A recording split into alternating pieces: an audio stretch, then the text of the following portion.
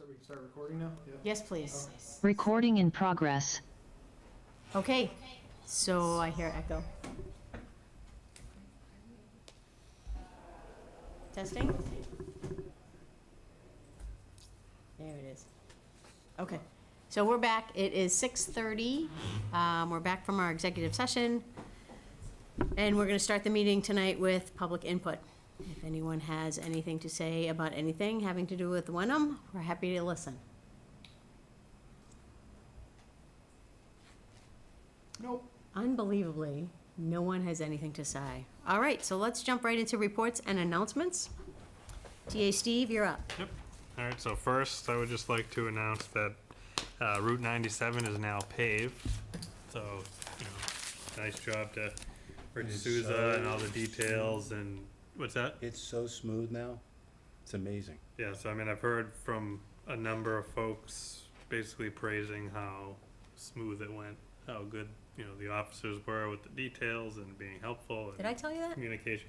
Well, you had said it, and we've heard from Oh, a okay. couple other It's residents. like, wow, how did he know Yeah, that? and so, Unbelievable. but yeah, so it was really a good project. Went off really well. So, I mean, for over the next week or so, expect there to be a limited crew still working. According to Rich, they're going to be putting a loom down and some other miscellaneous like punch list items. But for all practical purposes, it's about done. And then we wanted to bring up that we're conducting a staff open meeting law training hosted by KP Law on June 13th from 2 to 5. So all staff are invited, but all staff that have involvement in the posting or creating agendas or staffing boards are strongly encouraged to attend. And then Flag Day, so anyone retiring an American flag, you can bring your flag down to Pingree Park on Flag Day on June 14th at 6 p.m. They'll be properly disposing of the flags by burning them. The Wenham Fire Department will be down there. And then if you're unable to attend the June 14th date, please bring it down. Please, and you have a flag they'd like to dispose of, please bring it down to the Wenham Fire Department or the police station, or we've even accepted a couple here in Town Hall. So if you're in here, swing it by the Select Board's office. We'll make sure it gets taken care of for you. And then we're on to compost for Wenham residents. You pick it up at the DPW facility. And the hours of a pickup, it will be from Monday through Friday, 7 a.m. to 3 p.m. And then the first Saturday of the next, is that this Saturday? First Saturday of the month is this Saturday. Yeah, so this Saturday, first Saturday of June, 8 to noon, there'll be operating hours down there. Each resident is limited to 1 green organics bucket full of compost per season. Then finally, we have, really this is, both the open meeting law, KP Law hosted session, and this is something that Diane Bucco, the chair, had put together and organized. This is going to be a town-wide committee meeting member, and it's going to go over the obligation as a public official, overview of the open meeting law and public records laws, as well as best practice for conduct and conducting business for all committees and board meetings. So we have, it's going to be hosted by the Inspector General's office, and we have 2 guest speakers from the Inspector General's that will be present. It's Neil Cohen and Maya French. So this is, again, it's on July 12th, 2023. It's open to all boards and committee members. It should be, some really good information, and it's going to be 9 a.m. to 1 p.m. A invitation has gone out via email to all chairs to notify them, and a follow-up email to all members will go out tomorrow. And any questions, again, call the administrator's office, and we can get you the information you need. Can I jump in? Sure. So I think if we could ask for RSVPs, that would be good, because we want to fill, it's at the library. We want to fill that, and they would be interested, the Inspector General, of inviting other municipalities if there's room.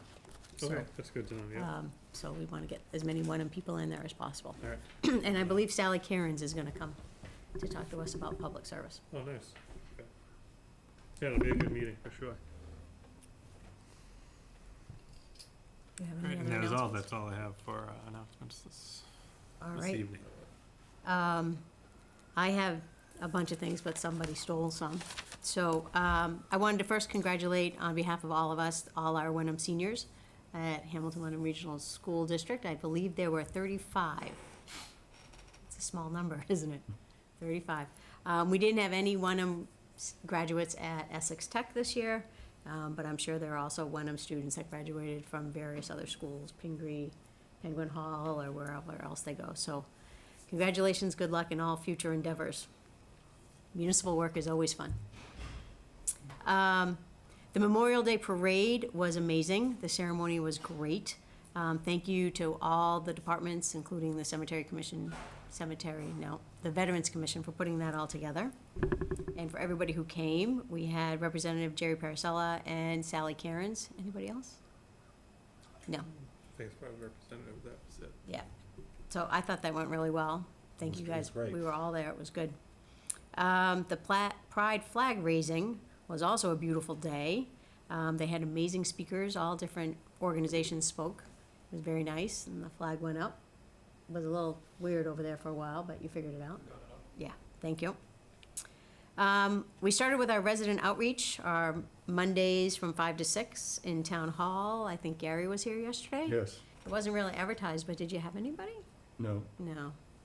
We'll get it better on the website and social media or something, but in case anyone has any questions for any of the select board members, we're gonna be here Mondays from 5 to 6, just to talk. Did we agree to a schedule? Who's doing what, when?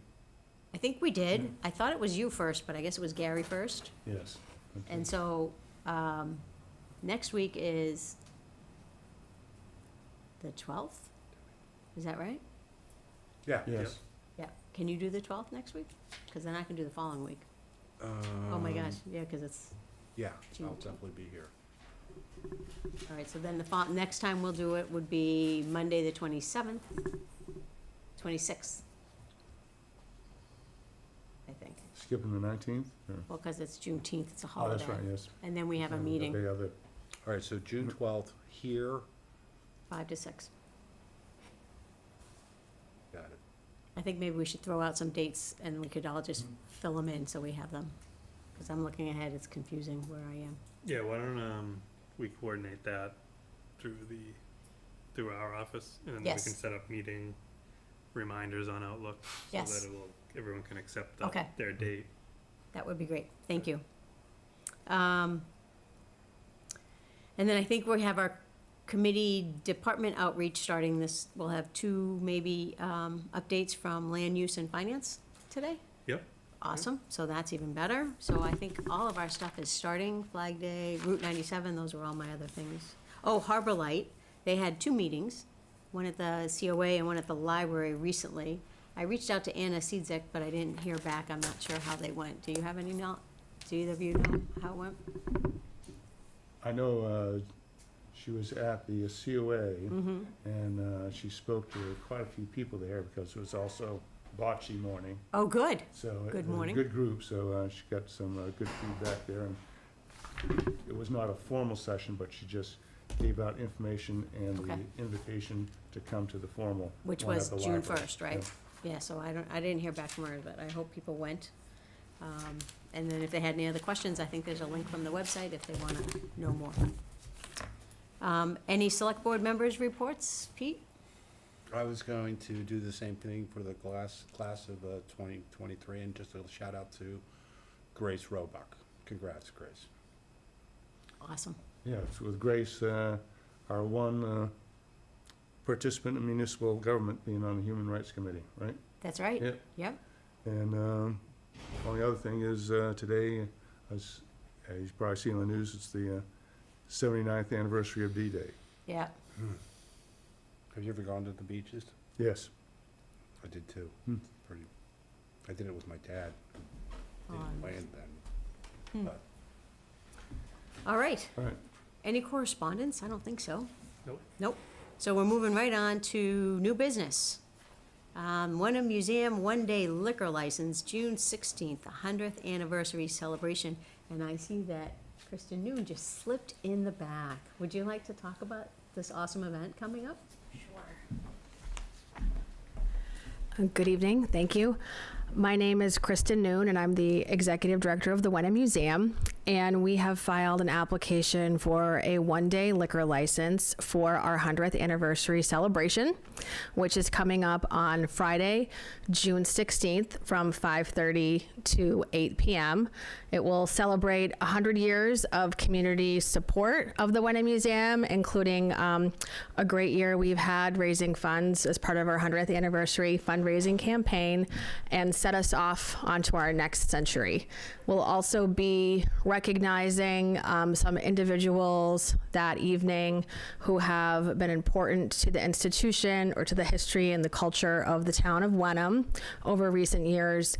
We'll be recognizing Ken and Jean Jones, who lived in Wenham for many years before moving to Brooksby Village, and our educators from the regional school district for their longtime support of our Family Discovery Gallery, which fosters learning through play for young children.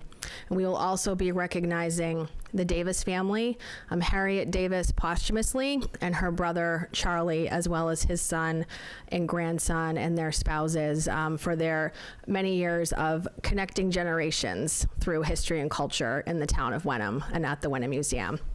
It will be a cocktail-style affair. We expect about 100 people, maybe 120 to attend. We will have some fun as well because it is the Wenham Museum and we like to do that. So some of our most beloved program collaborators will be there, including Snow White, Magic Fred the Magician, and John Higby the Yo-Yo Guy will be there to kind of walk around and provide a little bit of entertainment in addition to some live music. So I think it will be a great evening. We encourage everybody to attend. Tickets are available on our website at wenhammuseum.org/100th, and it should be a great evening. So, yeah. Anybody have any questions? I bought a ticket. Did you already? Yes, so thank you. Yeah. I was going to. Is there a limit to tickets? 'Cause No. I mean, I think the fire code is 400, and we would love to have that problem, so. 35 seniors graduated. I don't think there's 400 people that would be able to come. Yeah. But that's great. Yeah. So do we need to take a vote to approve that? Yes, so I move that the select board grant the Wenham Museum one-day liquor license on June 16th for the 100th anniversary celebration. Second. Any more discussion? Nope. Vote. Clay, yes. Cheeseman, yes. Diane Bucco says yes as well. Awesome. Thank you. Thank you all. Presenting. Yep. So then, just a note, so the next two items, B and C, B and C. Margaret Hoffman will be here for land use, and she also will present the letter for the master planning process. Okay. But Jamie is here now, so I don't know if we want to just let her give the finance update, and then Margaret is in, is it the planning board meeting? She's in another ZBA meeting. She has a meeting, so yeah, we'll So just, she's when gonna she's run ready. down as soon as she comes, so I don't I know hope if she we takes her let time. Gary, let We- Jamie go now. And We would be happy to have Jamie come and tell us about the finance and what's going on there. Good evening, Jamie Cologne, Finance Director, Town Accountant. There's a lot of exciting things happening in finance, one being that position. We got several applicants who have municipal experience, which is always great, so we've been interviewing this week. We have been ramping up our end-of-year fund, so we've sent out an end-of-year memo to department heads, and we've been working with department heads for PAFs and all the fun things for July 1st. We've also been working on end-of-year transfers and year reserve fund transfers for the end of the year. We've been reconciling cash and receivables timely, which is great. We've been working on making sure that this year's closeout is timely. We expect to close out and have the books closed towards the end of July. The process is a little tough because the first 2 weeks of July, we still have that time to close, to run warrants and to do any last deposits for June 30th. So we're working on making sure that all those things are done timely and in line with the law. We have till July 15th to do any year-end warrants and cash receipts and deposits and all that in the bank. So then after that, we reconcile June and make sure that our ducks are in a row. So usually the end of July, beginning of August, we close the books, and then we ramp up the efforts to put in everything into the DOR website. We're also working on new budget templates, which has been fun with new software that we have in the office. So that starting up that process again, probably mid-September with department heads and Steve and myself. And so how does that work? So you close the books on the 15th? So we don't close the books on the 15th. We have until July 15th to finish anything through June 30th. So you have the first 2 weeks in July to do warrants, any bills that come in. In that time, people are giving me their encumbrance forms. So if I have anything that they've done in June, that's for FY23, they have to give me an encumbrance form. Those funds need to be encumbered. Any year-end transfers that were approved by the Select Board and FinCom also get processed at that time. At that time, after July 15th, then I can reconcile June, because at that point, everything is put in the system, quote unquote. So we talk to department heads about getting anything that needs to be in the books for June in by that time, so that we can go ahead and reconcile June and close that out. And that includes details, any departmental turnover, any payments that they've gotten. And then then I do a whole reconciling of where we are with everything. I look at the accounts again and see if there's anything that was misposted or that hasn't been posted. We go back and look at that and check if there's anything that I need to fix. I fix that with journal entries and fixing things around. If there's anything that looks off, we fix, and then we can start with the closeout process. Nice. And then just one other question. So when we see the late bills on the warrant article every year at annual town meeting, what are those bills? Like, why do they show up separately? Do they come after the deadline? So they do come after the deadline, and it's usually things that people did, forgot that they didn't have an invoice, or an invoice went into junk mail, or, turnover in a department and people didn't realize that bill was coming through. And at that point, if the money wasn't encumbered because there was no knowledge of it, the books are closed at that point. So that has to go to town meeting.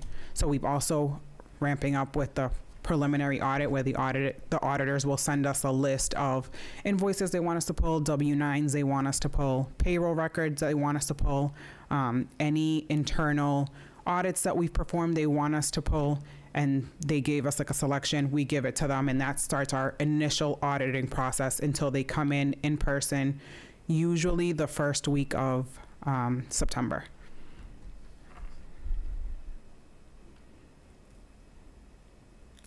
Any questions? So the closeout of June, then there is a separate closeout for the entire fiscal year. Yep. Is that correct? Yes. Yep. And that's usually completed by?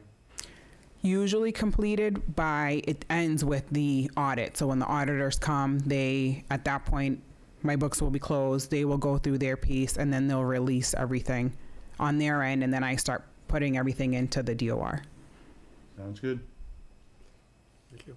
Fun times if anybody wants to come hang out. And from the DOR, what happens when it goes to the DOR? So then once the auditors are completed, then I start putting in the balance sheet.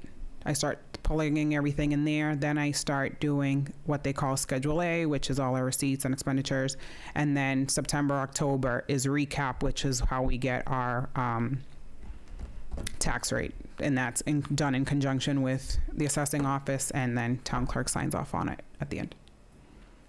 Well, and PAFs, you had mentioned PAFs. Personnel action forms. So July 1st is our new fiscal year. So that everybody's increase from either their bargaining contract or what we voted in the budget for increases go into effect at that time. So we have our PAFs, I believe, are due at the end of this week. And then we have to change over the rates in the system.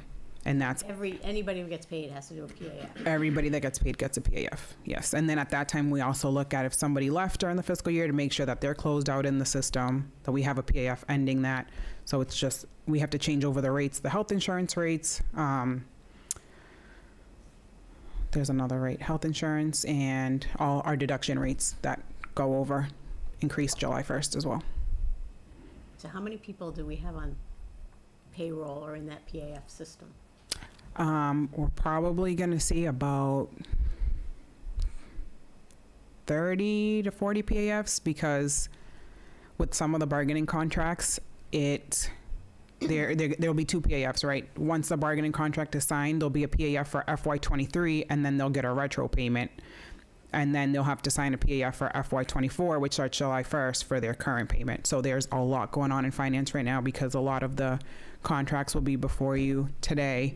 And then, so everybody will have to sign off on FY23, which was July 1st. And then we do a retro payment. We work with departments to calculate those retro payments. So then we go back and process them and with their PAFs, make sure that everything's right, calculated properly. If there's any questions, we address it. And then we process all More that. this year than other years, but Yes. all the people that work the pond, all the election officers. Everybody. Everybody has to have a Yep, they'll get a PAF to start the pond, and then July 1st, because they got a 2% increase, they'll get another PAF. So a lot of PAFs floating around. Awesome. I think it's great. And also, it's not like a rule that we make up, it's internal financial Yep. control that's tested. By the auditors. The PAF Yeah, system. so Yep. if you have to have any change in a payroll record, there has to be a corresponding personnel action form is what it is. It's a technical, it's a real, Yep. it's like a real thing that, any business it has Yep. to. Usually the auditors will give us a list and say, hey, we want these payroll records and we want these certain people. So it will be a list of people that got paid in different times. And then we have to pull their PAFs, all their, their I-9s and documents that they have. And, sometimes they'll say, we want to see this person, all of their PAFs. We better hope So those it's random. PAFs are, Yeah, so it's like they do random. that's yep, what it's random testing for AP, for payroll, for vendors. They'll say, we want to see contracts with these vendors. We want to see W-9s. So the W-9s, when they're processed, they're filed alphabetical. I'll have to go in and pull W-9s and then submit them to the auditors. But the report was good, positive this Yes, past year. it was so positive whatever this you've got past year. going on might be busy, but it's working. I ran a tight ship. Just kidding. Team effort. There's a whip in the back. Yeah. I'm joking. I- Awesome. Well, I appreciate you coming in Great, and thank you. updating us on what goes on this time of year in the finance office. Great. Thank you. Thank you. Have a good night. Have fun. Good night, thank you, Jamie. Thank you. We have as much fun here too. Just so you know. know you do. I think Margaret jumped in. Yes. Hi, Margaret. Will you give us an update on land use? I certainly Please. can. Thank you. Hello. So Steve had come to me and asked me if I could do a little update. I can give you an update on my section of land use. As you know, Kate Mallory does conservation and open space, and I manage the planning board, the zoning board of appeals, the Affordable Housing Trust, and now the master plan committee. So we've got a lot going on. It's a busy little office. One of the greatest things, though, is we just had a senior tax worker come in and completely scan in all of our files. In all of them. In our he did 4 filing cabinets full of files. He got them all scanned in. The guy was amazing. Wow. Stu McGinnis, and I just want to say publicly, thank you, Stu. So we're looking forward to getting those things shipped downstairs. So right now, the planning board, just so you know, they are continuing to monitor projects like Spring Hill, Wenham Pines, in conjunction with the Conservation Department. Spring Hill recently had a landscape plan approved. There was some, I don't want to call it controversy, but there was some questioning about where trees should go and, how the landscaping was going to be done now that that project is pretty much done. They did not come before town meeting in April for street acceptance, so they have another shot at it next year. So that street is still privately owned. The town does not plow it. We're not doing anything up there yet until it's accepted by the town. Speaking of subdivisions, I think you have on your agenda tonight a preliminary subdivision plan. So the planning board received an application for a preliminary subdivision plan for 8 Cedar Street. I sent it to you. It's just what we do. We send it out to all the departments and to the select board, Board of Health, Conservation, DPW, police, fire, for comments back. So this board certainly is not expected to give any kind of technical comments on the project. It's more of an informational, we just sent you that for the information, so you have it. We haven't had many subdivisions, really, since I've been here. The only big one was Spring Hill, and that was before me, so that started before me. So this preliminary, it's just a preliminary for 2 lots off of Cedar Street. The planning board is also dealing with the master plan, which I'll get into the master plan committee in a minute. But the planning board gets regular updates. Planning board members are attending those meetings, and they're working with the master plan committee pretty closely, which has been good. We have members of the planning board who are working on a smaller committee for the MBTA communities piece. We're working with the consultants, and we've met with them 3 times, I think. Peter, you're in that with us, right? The MBTA.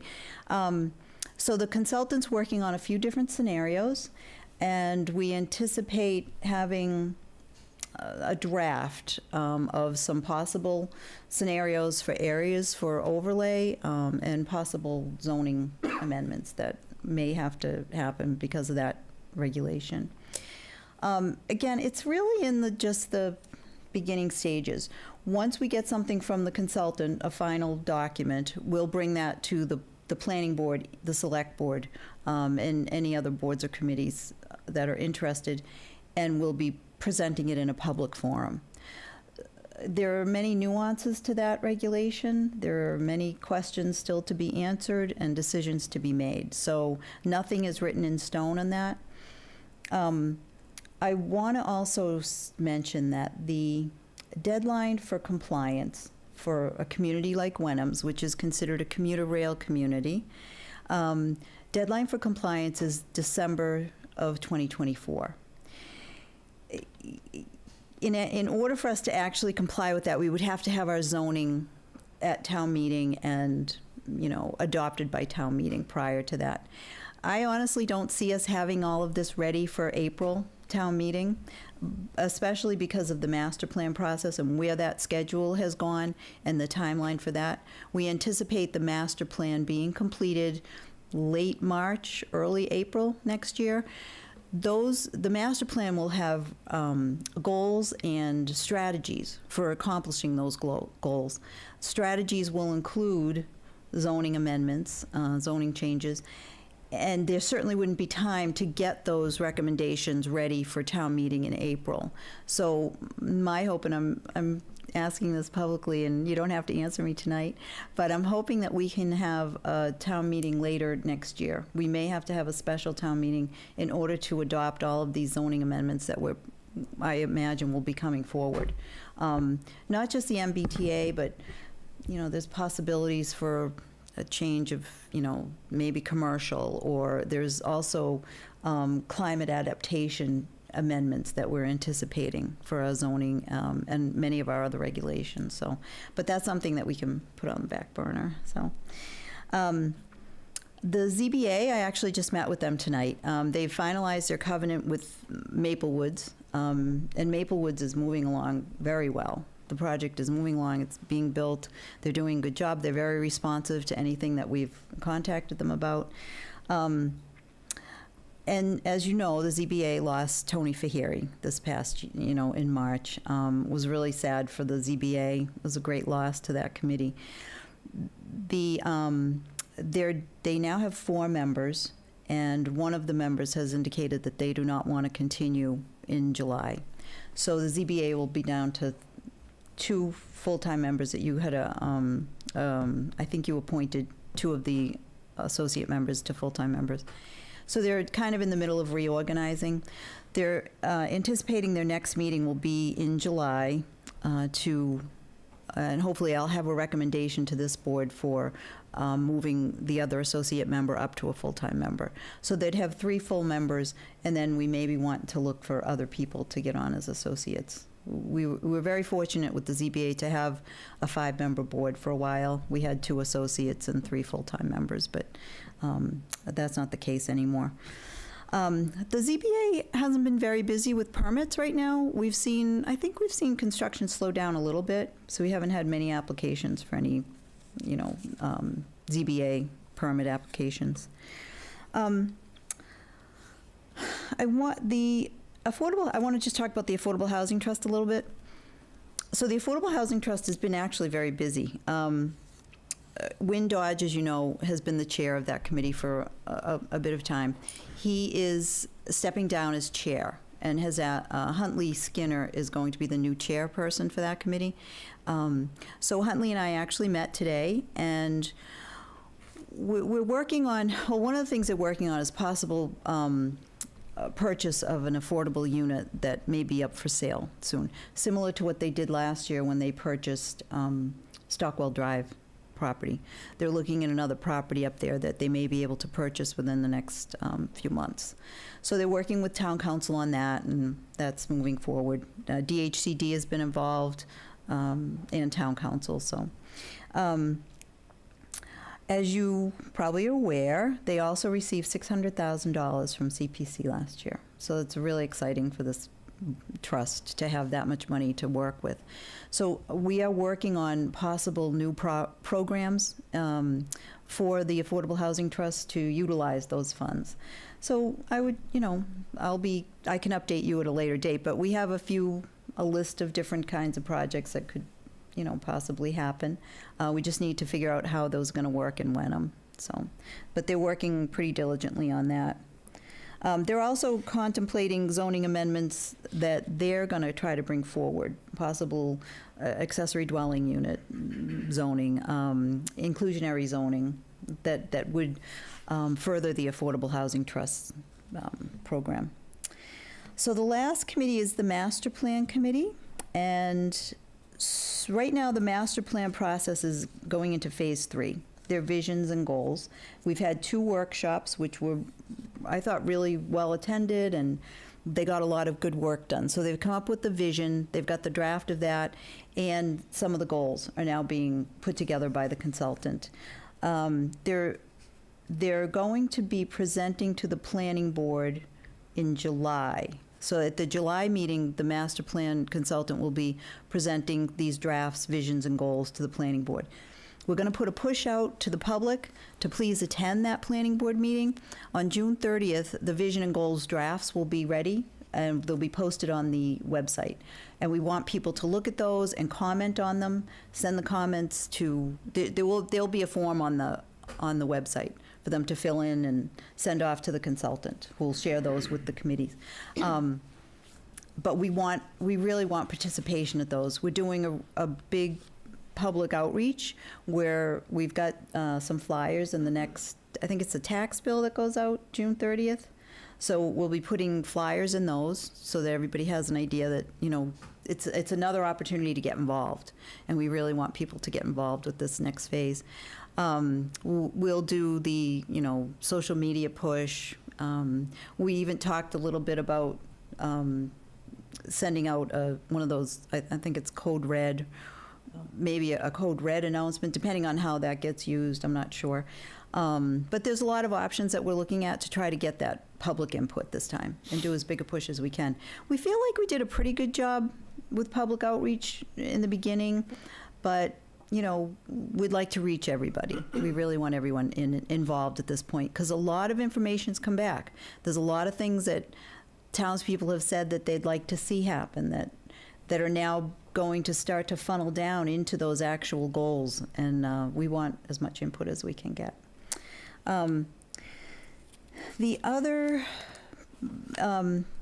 you probably have, I think before you, is a letter to large landowners. So that's something I wanted to kind of discuss a little bit. Can I interrupt before you get there? Of course. Before you go to the next one? Yeah. I had a question on the MBTA zoning? Oh, Can I sure, run back for a yeah. second? You Yep. said you're working with consultants. Is it the same consultants that are doing the master plan or different? They actually are, yes. It's the same consultant, but we got a grant, a technical assistance grant through Mass Housing Partnership, which Mass Housing Partnership then partners you with the consultant. J.M. Goldson was one of the approved consultants by the Mass Housing Partnership. So they paired us with them because we're already working with them. Okay. So we've been working with Beverly at J.M. Goldson on this. Yeah. Yeah, no, I just didn't, I Yeah. was checking on It's the that. same consultant, so That's fine. yeah, it is good because they know what we're doing and, you know, easy to get to. I didn't have any more questions. Did you guys have any more questions Yeah. before we go forward with the letter? You Yeah. know, with the land use stuff? You're very busy. We're busy, Yeah, yeah, you're really busy. A lot of things going on. That's, we do, yeah, yeah. okay, sorry. No, not at all. So this idea of a letter to be sent to larger landowners came out of an economic development focus group. And as you all know, we're talking about economic development and the possibility of zoning for commercial use or different kinds of districts. And nothing has been, you know, set in stone at all. It's all just ideas that are coming up. But what became clear is that there are certain large parcels of land in Wenham that are privately owned. But that by rezoning different areas, those parcels may have different options for whether it's development or, you know, for usage going forward. And we realized that we may not have had any in-depth conversations with any of these landowners. So we started to we have a list of people who own properties and of certain sizes, you know, over 40 acres, over 15 acres, whatever, over 100 acres.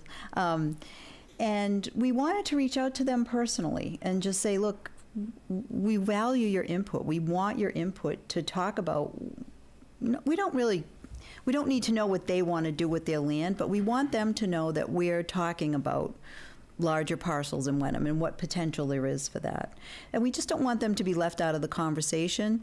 I know sometimes a master plan meeting might seem overwhelming to a private landowner to actually ask questions about what they want to do with their property. So that was where this idea came from.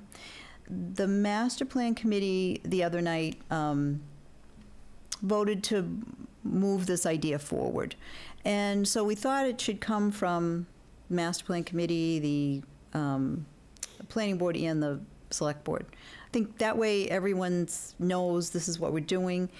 The master plan committee agreed on a date to have an event to invite these landowners in to meet with a few members of the boards to, you know, talk about in what direction the master plan has been going and what thoughts and ideas we've gotten from the public already on things like development. So I think it's July 12th we agreed on to have an event. So we wanted to send this invitation out, but we wanted to have the select board blessing on it too. Planning board and master plan are pretty much okay with it. When you say event, not a meeting, like an event like we had at the museum once with all the poster boards and stuff like that? Well, yes, yeah. The full, we haven't vetted out exactly what the meeting will, the event will look like, but it'll, you know, it's hard not to have a public meeting when you have more than a certain number of board members. So we'll have to see how that's going to look and how many board members want to attend and what the whole event will look like. But we wanted to get something out to them. And even if they don't want to come to an event, just so that they know that the town is thinking of them as we move through this process. And perhaps nobody will want to come to an event, but they at least would have some contact information to give us a call or send us an email and say, yeah, I'd like to sit down and talk with somebody. You know, maybe they only want to talk to one person in town or, you know, so, but that's what our hope is, just to bring everyone into the conversation. And I think if you're a landowner and you start to get wind of this stuff and people saying, oh, you know, we want to turn Boulder Lane into this or that, or we want to, you know, make Gordon College into something, you you start to get wind of those conversations that are being had, and again, nothing's certain, but you might get a little concerned and say, well, are they going to do with are they trying to do something to my property? And of course we're not, but you just want to make sure everyone understands what we're doing. Do you feel like these landowners haven't done a meeting in a box, or? Not that we know of. Yeah, not that we have. So you feel like they're heard. missing a link? Yeah, that's what we're concerned about. We don't want we don't want them to feel that they're missing out on this opportunity, because we only know how far we can go with it. How far our outreach goes by who actually gets back to us. Yeah. Any comments, questions? No, certainly the letter gives opportunity to those folks that have the larger parcels. And as we've seen, a lot of the talk so far is dependent upon certain properties being available or bylaw changes or zoning changes. So we need to bring them into the conversation. Yeah. Makes sense to me. So do we need a vote to agree to this letter? I think that's probably a good idea. Yeah. Okay. I move that the select board accept the letter discussing the master plan process that will be signed by the chairs of the Master Plan Advisory Committee, chairman of the planning board, and chairman of the select board. And we'll have an event on July 12th, 2023 at 6:30 p.m. at Wenham Town Hall. Second. Any further discussion? No, let's take a vote. Clay, yes? Cheeseman, yes. Bucco, yes. I think that's great. Great. So, and as far as the event goes, if nobody calls or says they want to come, maybe it won't happen. But I think we're going to get it moving. So we can talk out. Yeah. I think we have people that can talk to them and say, you really need to go. Yeah, I think that would be really helpful, because I think that's our gap here. We don't know who knows who and who feels like they have the authority to reach out to some people. So we'll just I think it's a let good them come idea. in. It's a nice, Okay, organized yeah, conglomerate yeah, of a little some event. committees trying to reach out Okay, to more residents. good. Any other questions? No, thank you, Margaret. Okay. As we said, Margaret's got a lot on her plate. Yeah, land use And, boards are busy, and we haven't even heard Concom or open space. No, I know, and there's a lot going on there with Kate, too. Yeah, So she has so- some great stuff. And I know she'll be prepared to come in and see you probably in one of your subsequent meetings. Yeah. Hopefully, yeah, that Okay. sounds great. Great. Thank you so much. Thank Thanks for your you. time. All right. A, B, C, D, Finance Department Assessment Discussion. So we're going to review the DLS reports. And so I think there were 3, Natick, Minden, and Melrose. And a similar type, something more? Oh, thank you. A similar type of review of finance from another company called, what was that other company called? See Clifton it? Larson, Helen. Clifton Larson. And we can discuss what you guys think. Did you guys get a chance to read over the DLSs? An email I sent. And an email, yep, that had, and the policy review by him. right. So if we take it in sections, like the first reason we thought of this is because the FinCom, or Deirdre Parati, actually asked us to look into having a review of our finance operations Right. that they had found through the DLS, which is of course free. So she sent us 3. If you go on the DLS website, there's hundreds, multiple communities, all different sizes. And then Steve had mentioned that there's another company that also does this, that isn't free, but it's a private company and has its pluses and minuses as well. So, and then we discussed that maybe finance operations isn't necessarily what we want to have reviewed, but maybe it sounds like what we heard from the FinCom was maybe our policy reviews, or how to use free cash, or those kind of help, because I feel like the audit said that our finance operations are good, right? And Yeah. we just heard from Jamie, and I think things are working well. What are your thoughts? I know- Anyone? Yeah, so I think we need to recognize that Jamie, over the last couple of years, has rebuilt the finance department pretty much from scratch. As she demonstrated when we had the auditors in, she has a full policy book, and reading through the different DLSs, that certainly I think we're at the point where we've developed our own processes, and that perhaps whichever way we go, you know, private contractor or DLS, whatever, it's time to bounce what we've developed up against a different standard to make sure that we've complying with state law and so forth, which I have confidence in, but it's always good to periodically to make sure there's no gaps in there, knowing the rough past that we've had in previous years. I found that reading through the DLS, most of the stuff that Jamie had brought up when we had the audit review was in there. A lot of towns were like, you need a policy manual. Like, we have a policy manual, and you need to reconcile timely, and we are doing that, so I thought that was pretty neat. So I thought maybe we want to look at other options, other things to bring in. Yeah, certainly, I think we are at a good point of what we've developed. Reading through, especially, I think the Mendon one, a very comparable Size, town, yeah. size-wise, regional school district and whatever, that perhaps we can internally, as a first step, look at the recommendations from that report and other similar ones, and see if we are answering questions or that we've looked at these areas.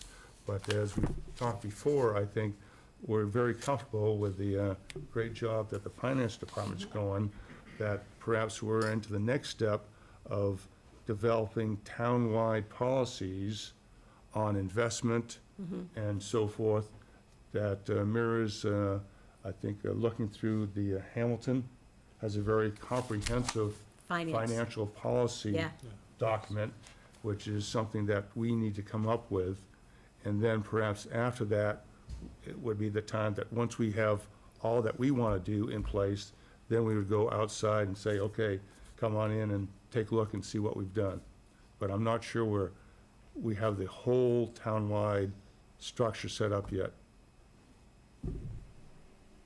So if I could just, So we wouldn't engage DLS or an outside, or, Well, what I've seen over the last 3 years is that, you know, we've went through a rough period there, that we have a good team in place now, and that we've developed a lot of policies and so forth, but we're still a little bit short on, you know, Jamie's got all her stuff written down, but there's other departments and so forth, and the overall administrative setup, that we really don't have everything written down so that someone from the outside can come in and actually check it, you know. so am I understanding that we don't feel as if we need a, whatever this is, of the finance operations, but more different town operations? Yeah, I think, you know, because we really haven't addressed, you know, inventory yet, investment policy, long-term, you know, Steve done a great job, as we saw last year, was basically the first year that FinCom and the whole process included long-term planning and so forth. But I think we need to get all those policies written down so that when an outside body comes in and looks at it, we can say, yeah, here it is written down, rather than just saying, oh yeah, we do that. Because, you know, just saying that we did it last year really doesn't demonstrate that we have the whole structure in place. so we're lacking documentation in some areas. Well, I think in most departments, I think, you know, that policy manual of how they do everything, if something should happen with our awesome team right now, someone else, wouldn't be easy, but someone else could come in and kind of follow along. Right. So every office really should have that, but, so did you, thinking about what the FinCom said and the questions they were asking, I thought some of these other ideas that the DLS can do, you know, financial policy, we don't call it an audit, but a review, or review your annual budget process in town, or, you know, what, your retirement costs, that kind of thing. Right. Is that something that you would want to bring in? Yes, I think that we need to do that eventually. To have Eventually. that wide-ranging look at what we do here in Wenham.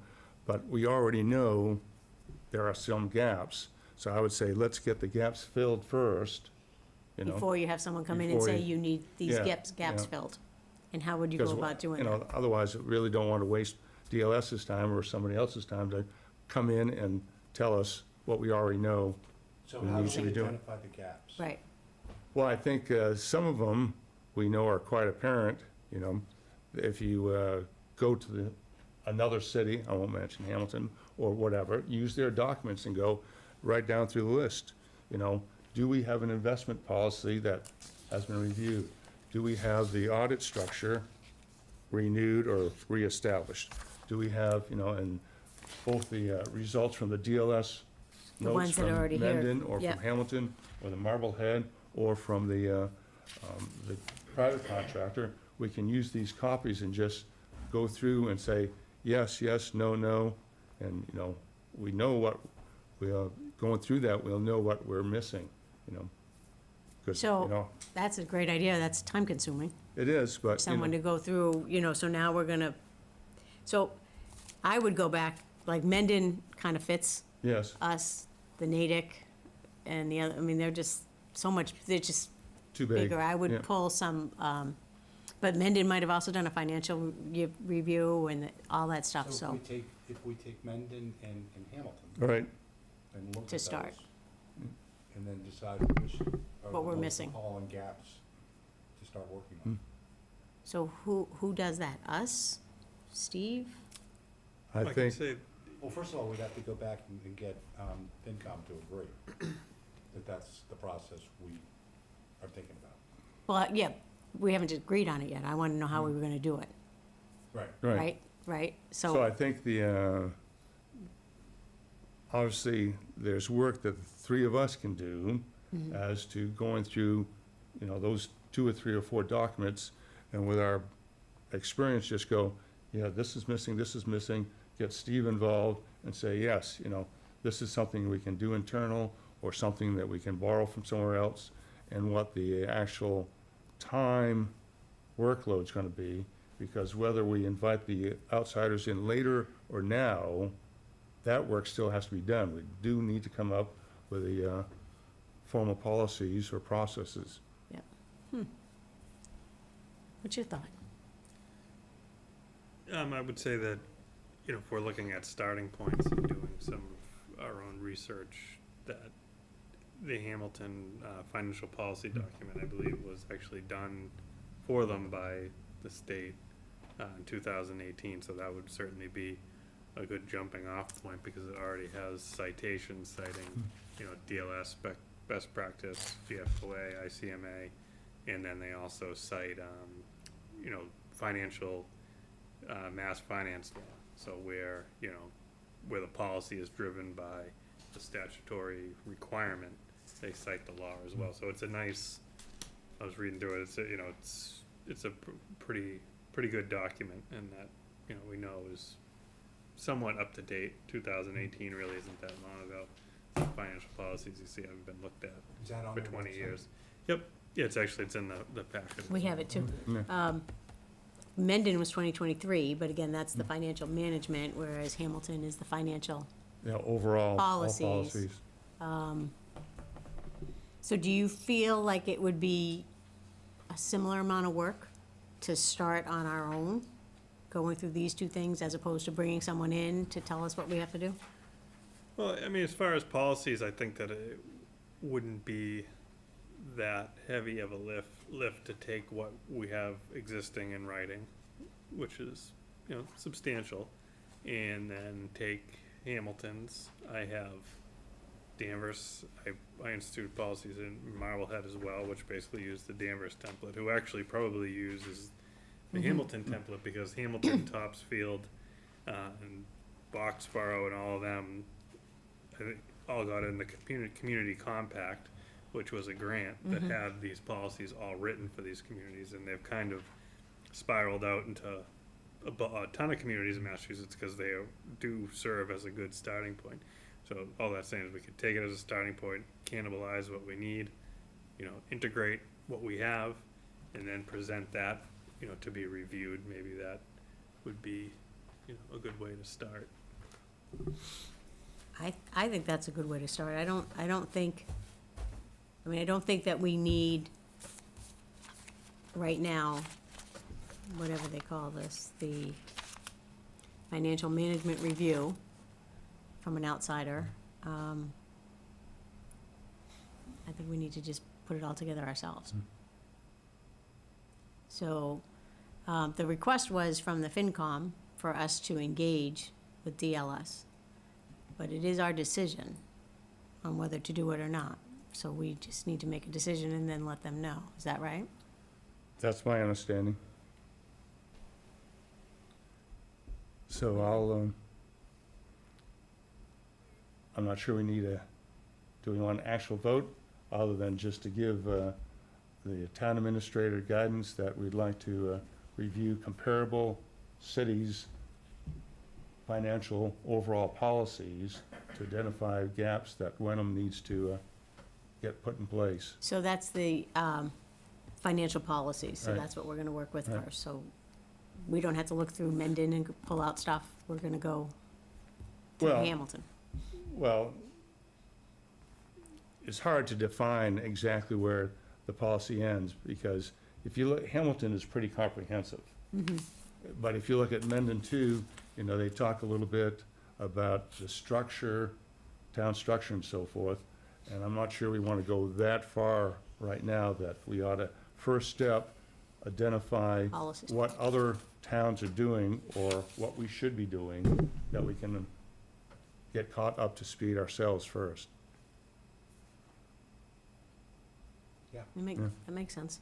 That makes sense. So, yeah, It let's, seems efficient. Yes, yes.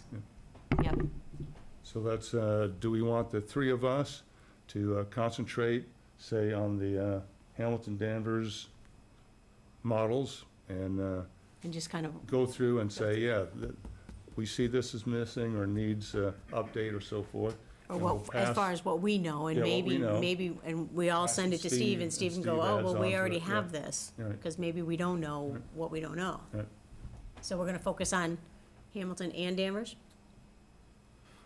Probably good. Yeah, I Pretty think, good idea. pretty Okay. comprehensive. Topsfield has a pretty decent, I can pull together some that I think are good, if you guys So wanna look Danvers, in at it. my mind, is larger, right? Much larger than Yeah, us, but I mean, policy, is policy. I mean, a lot it of doesn't- it, it doesn't we have to don't have be. enterprise funds, so you won't have some parts aren't applicable to Wenham, but when you talk about, best practices and reporting and reconciling cash and accounts payable and we're all held to the same standard. So I think we should have 3 towns that we look at. 3 is always good. All right, And we would go with your advice on who you want us to review. Okay, I'll do some digging. So you'll do digging, you'll send it to us. Once we have it, we'll do a week or so, all see right. what happens, see if we can get it back to Steve, and then he can, So it's Danvers, Mendon, and Hamilton. well, Steve was gonna pull out some, right? Yeah, I mean, those sound, I think those are, Those are fine? So yeah, the policies, the 3 that we have, Mendon, Danvers, okay. Hamilton. Sounds- Okay. Sounds good. Perfect. So, Let's give ourselves a suspense then to review those as to what we think Wenham is not doing yep, at all, or partially, or incorrectly, whatever. And then we'll feed that to individually to Steve. and when do we want to get that to Steve? That depends on how quick, Steve can get it to you. No, you got it. We have it all though, don't we? Not the policies, those are the management reviews. Oh, okay, the Yeah, policy. So I will dig them up. They're Yeah. probably right on their website. It probably will not be a problem to get it out Okay. to you by Thursday, Right. but, you know, so then. So, week and or then if we two take after a that, week, 2 weeks to get it to Steve, and then Steve can Right. blah, blah, blah. So end of August, we can bring it back and talk about it? Well, I think, this is really basic to everything else the town's doing, so I think we would want to get this working before we go into the next budget year. So I should Right. think that we'll take a look at it, give to Steve, maybe come back at our first select board meeting in July and say, well, this is what it looks like as far as workload or areas that we need to address. And then we can go from there as to, prioritize exactly what we want to do to get these things in place. Okay. July seems soon, but it can be a good goal. Let's start Yeah. the discussions. Start the discussion, Okay. at least start working the first Okay. couple of areas. All right, Start building the full Okay. plan. we're good. Right. Sounds good to me. So I don't think we need a vote. No. There's nothing to vote on, No. really, correct? Am I missing No. something? Yeah, I think we need to have a conversation with, The FinCom, yes. Mm. Yep. When, chair to chair or meeting, full meeting, what do you think? Well, I should think you'd, chair to chair sounds.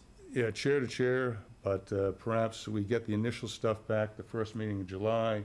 By that time, FinCom will be totally reorganized, as we know there's turnover there, and that might be a good time for the two chairs to sit down and go over the Okay. bigger plan. But before that, we probably should let Jim know. They should be meeting soon, 14th. the 14th. Yeah. So just let them know that this is the way we think we should go forward. All right? Okay, so I will do that. All right. I will reach out that way. Wait, I have to write that down. Yeah, the 14th.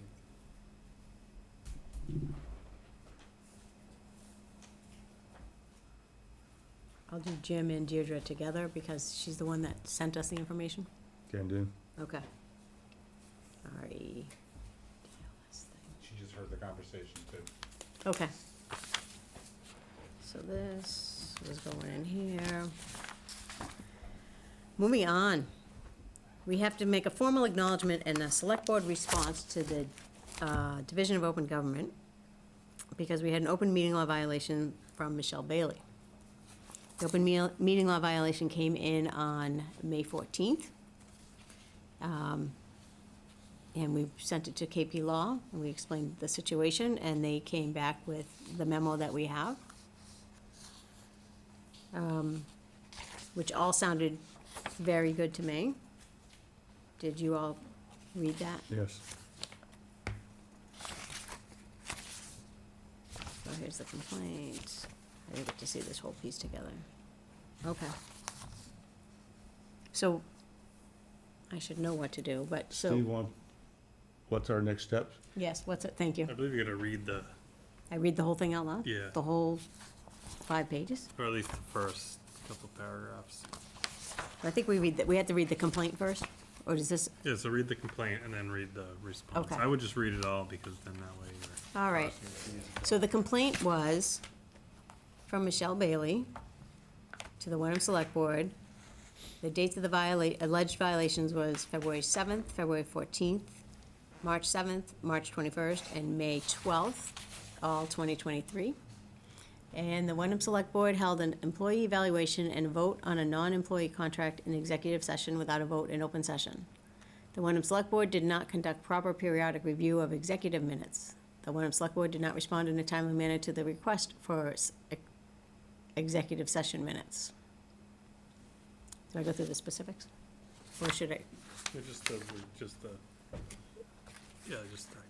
complaint, yeah. the main complaint? Yeah. I don't have to go day by day. And then, the Wenham Select Board is in receipt of an open meeting law complaint filed by Michelle Bailey dated May 14th, 2023, a copy of which is attached.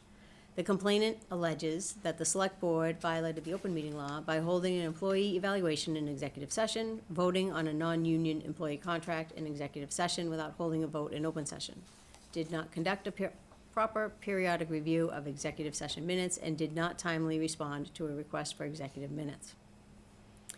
Following receipt of the complaint, the select board met at a properly posted meeting properly posted meeting notice for such purposes on June 6th, today, to discuss this complaint and consider its response.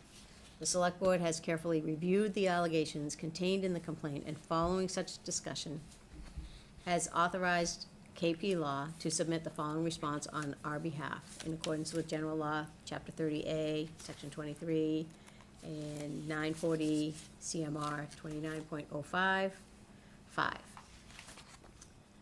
In this matter, the complainant contends that the select board violated the open meeting law by virtue of holding employee evaluations in executive session regarding the town administrator, voting on a non-employee contract in executive session without voting in open session, and failing to properly conduct periodic review or timely respond to requests for executive session minutes. The select board denies that it failed to conduct periodic review or timely respond to the request for executive session minutes, and further states that to the extent any violations are found to have occurred with respect to the discussion of the town administrator's performance, they have been cured by the release of all relevant executive session minutes. The select board further states that it will review the town administrator evaluation process further with town council in good faith to ensure compliance with the open meeting law, and that any oversight in this regard was unintentional. The select board further submits that it will review the comments of the town administrator relative to his performance at an upcoming open session on today, June 6, 2023, and make the evaluations completed by the board members publicly available. The open meeting law requires that meetings of public bodies are to be open unless they enter into executive session for a statutorily authorized purpose. Mass General Law, Chapter 30A, Sections 20A and 21A. The open meeting law also requires that a public body shall create minutes of executive sessions that shall remain private and not subject to disclosure as long as the purpose of the executive session is ongoing, but that the public body shall review said minutes at a reasonable intervals to determine whether non-disclosure is still appropriate. General Law, Chapter 30A, Section 22F through G, Number 1. Further, the open meeting law requires that upon receipt of a request for executive session minutes, the body shall respond in 10 days, providing that the non-exempt portions of the minutes, or if the review of the minutes has not occurred by then, shall perform the review and provide the minutes at their next meeting, or within 30 days, whichever occurs first. In this manner, the violations alleged in the complaint relate to the select board's process for evaluating the town administrator and strategizing for contract negotiations with him. At the onset, the board submits that all executive session minutes for the meetings identified in the complaint have been released and have been made publicly available online.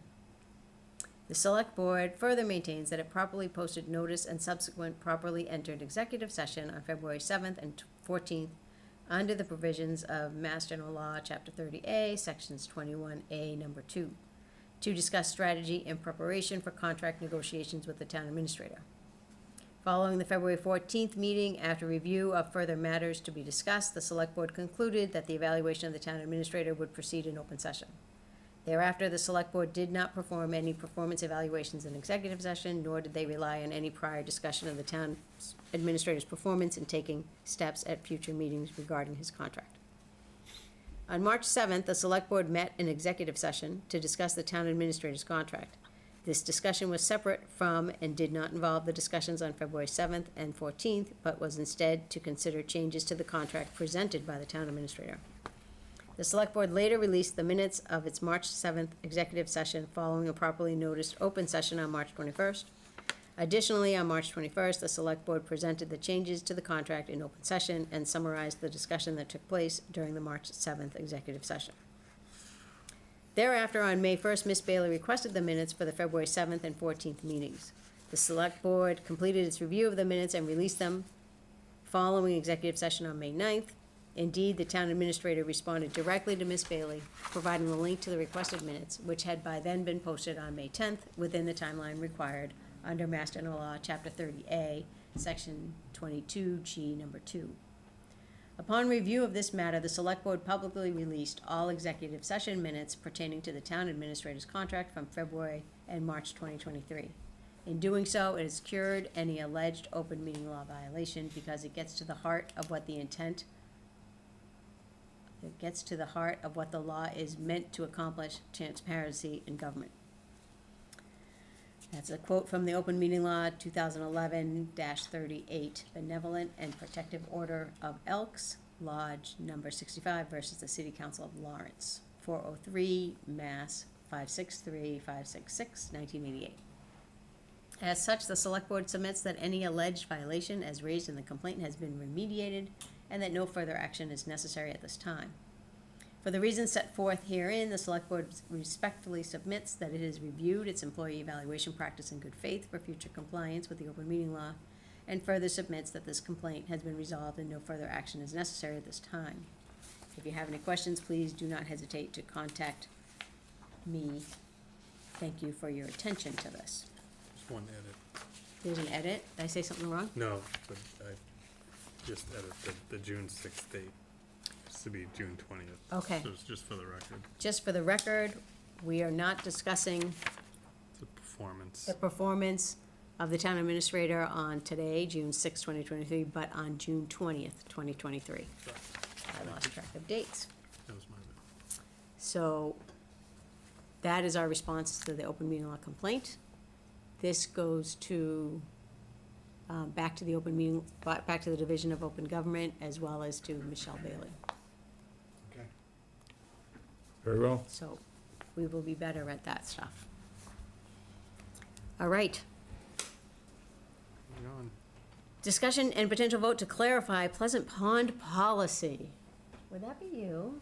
It's already been waiting. Thank you so much.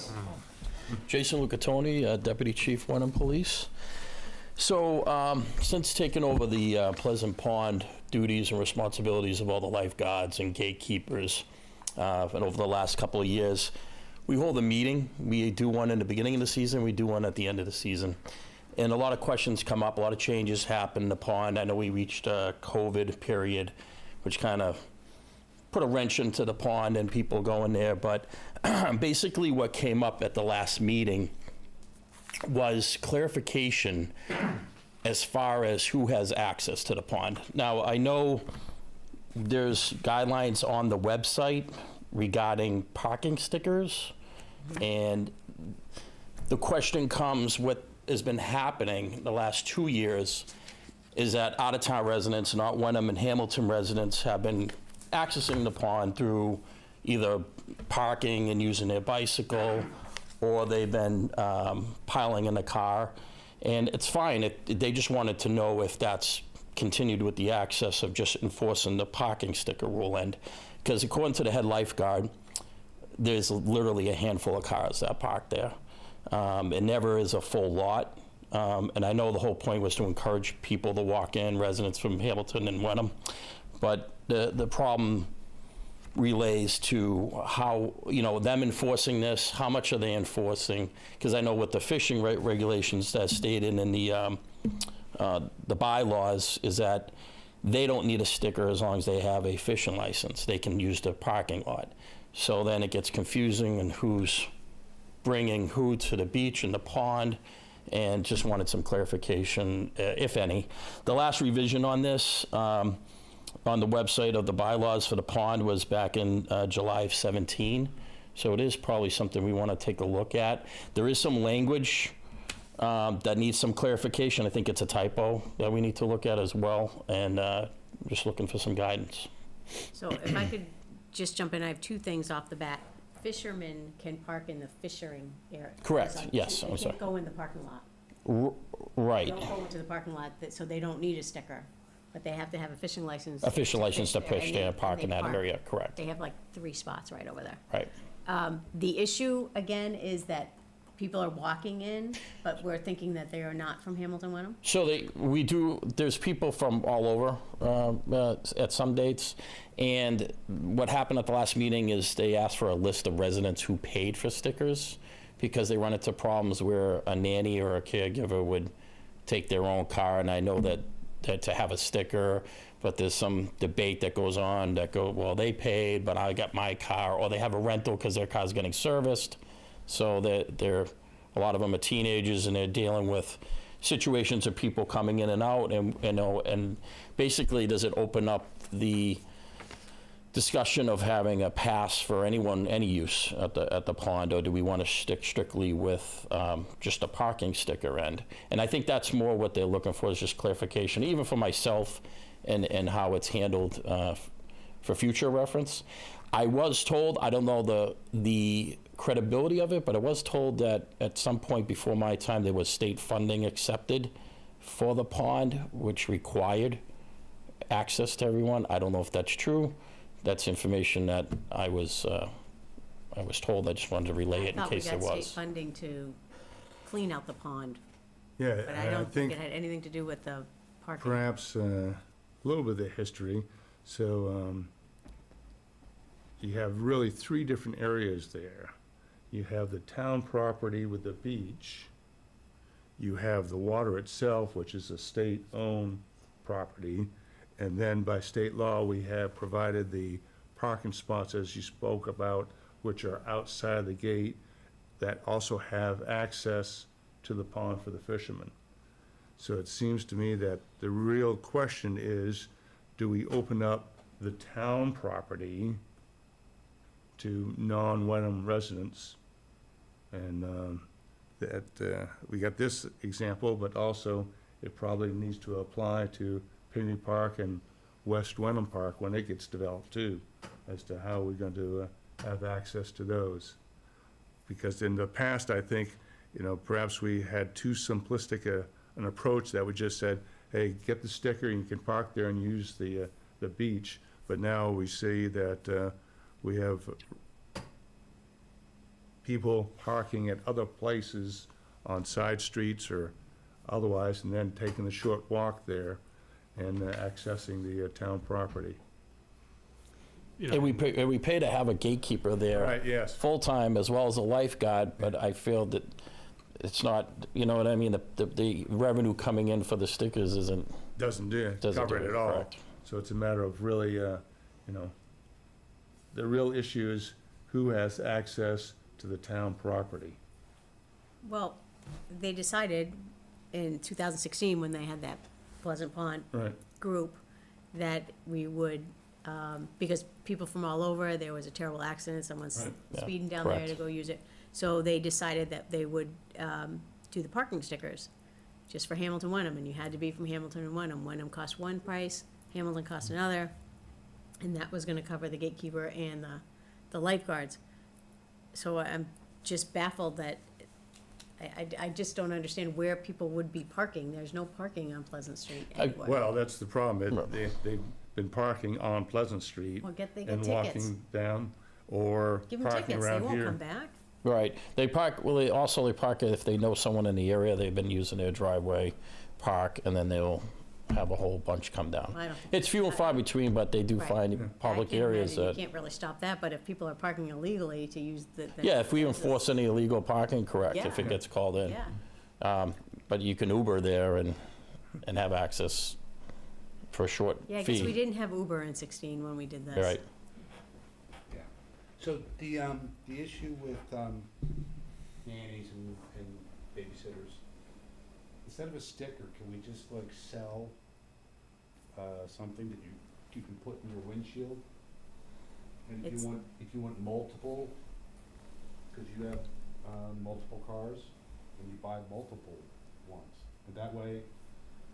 It's kind of how it's written. Yeah. So it's saying now that the sticker's $25 and then $10 for any additional sticker. But it gets to a point where, like, I guess what sparked this is what the lifeguards and gatekeepers were asking if they can get a list. Is there any way the town clerk has a list of those who paid? Because there's occasions where they may not have that particular car one day, or they're getting different vehicles put in, and that's where if we had a list, we can be like, oh, okay. No sticker, but- they don't go in. Right, and that's I mean, where it just comes the down to bottom it. line, right? Right. There's no sticker, they don't go in. It's very clear.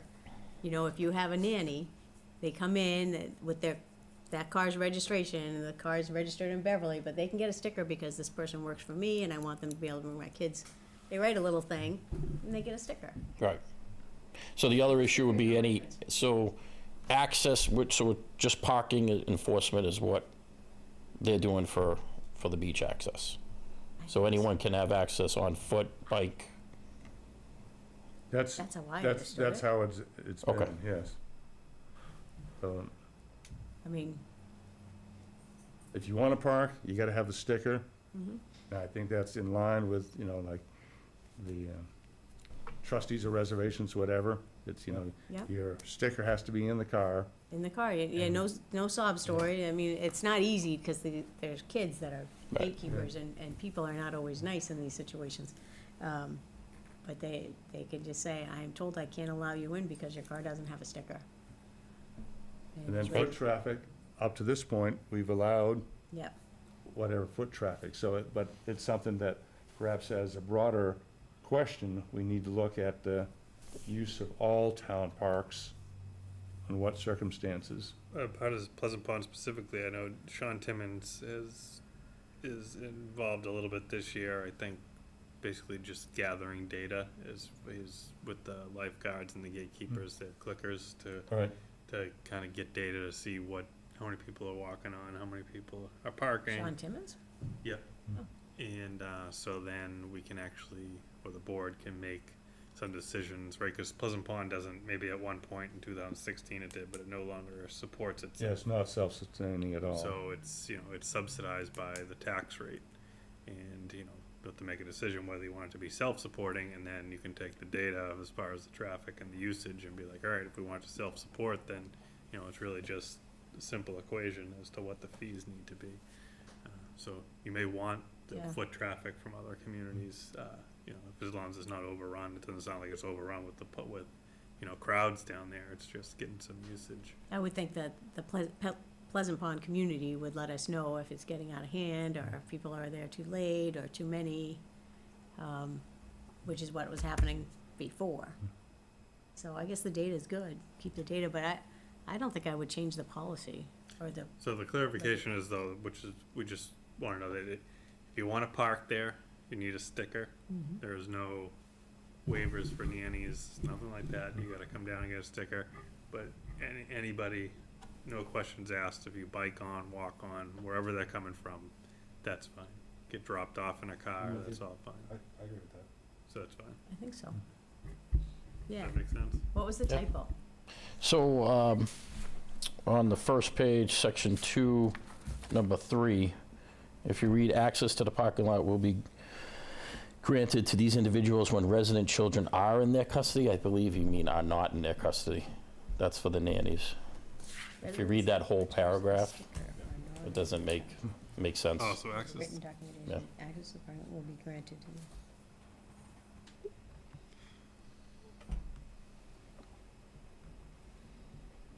I read it as so that a nanny sticker, so if a nanny, Jane Doe, gets a sticker because she's a nanny for the Smiths kids, and she doesn't have the kids with her, she still has the sticker, she could probably still use the pond with or without the kids, right? Okay.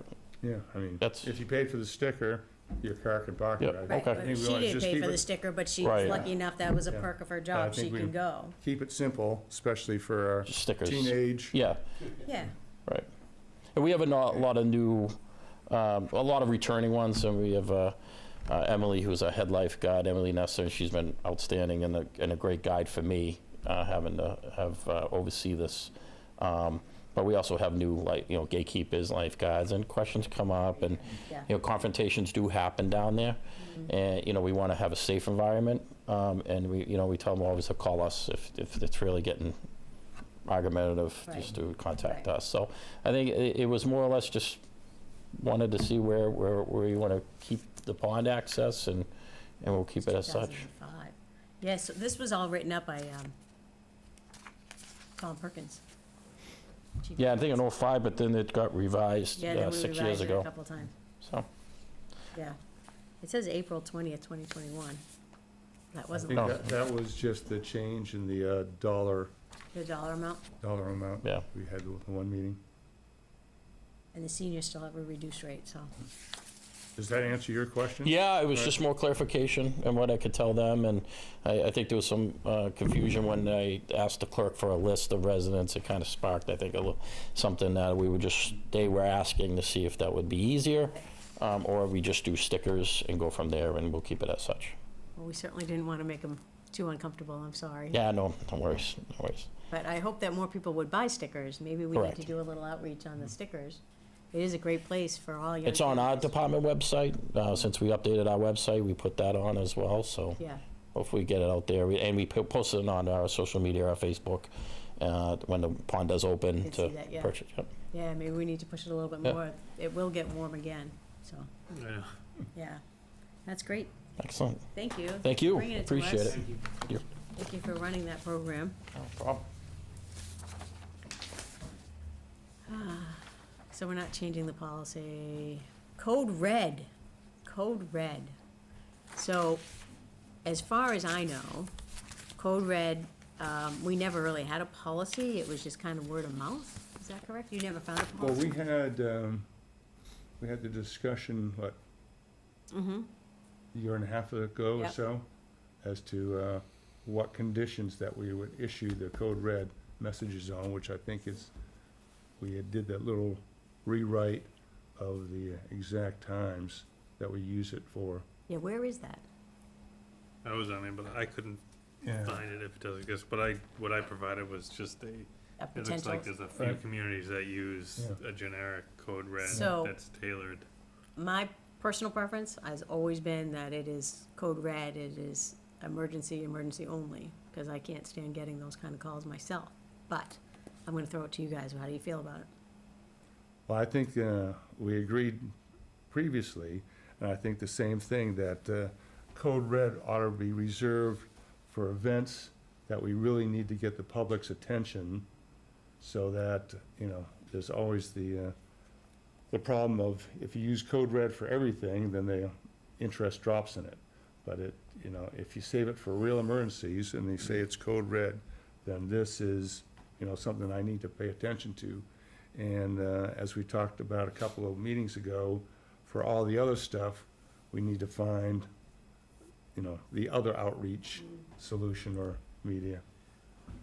Yeah, I mean, my thoughts is, because we really struggle to reach people.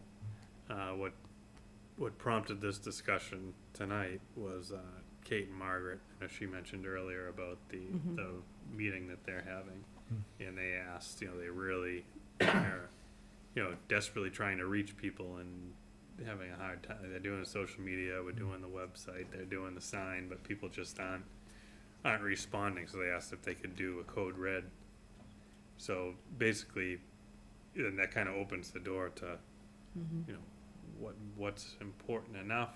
Where's the line? What's the process of getting it? Is that okay, or are we going to stick strictly to, immediate danger of health and of the residents? So I guess just thought Pete, we'd what do you talk think? about it. I'm torn. Mhm. I think it should be 99% emergency situation, and every once in a while, there might be something. So, let me, So I don't know whether the master plan, engagement in the master plan process is sufficient. is there a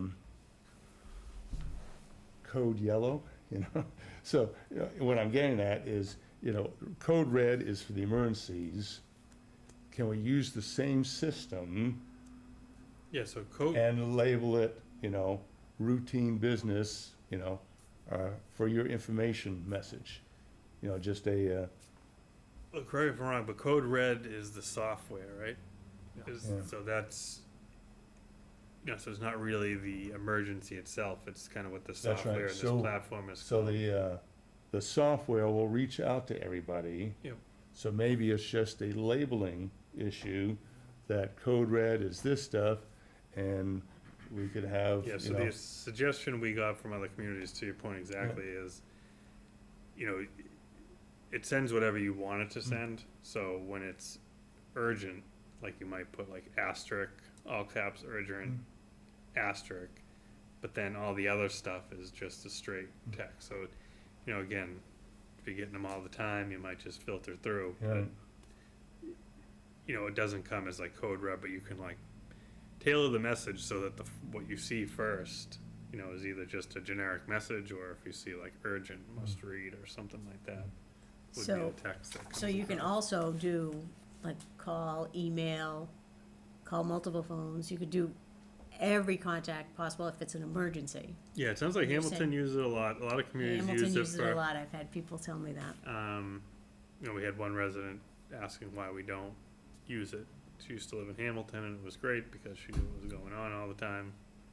But then you run into the problem again that, I mean, it's like a spam call, you just Delete. zone out to it. I know.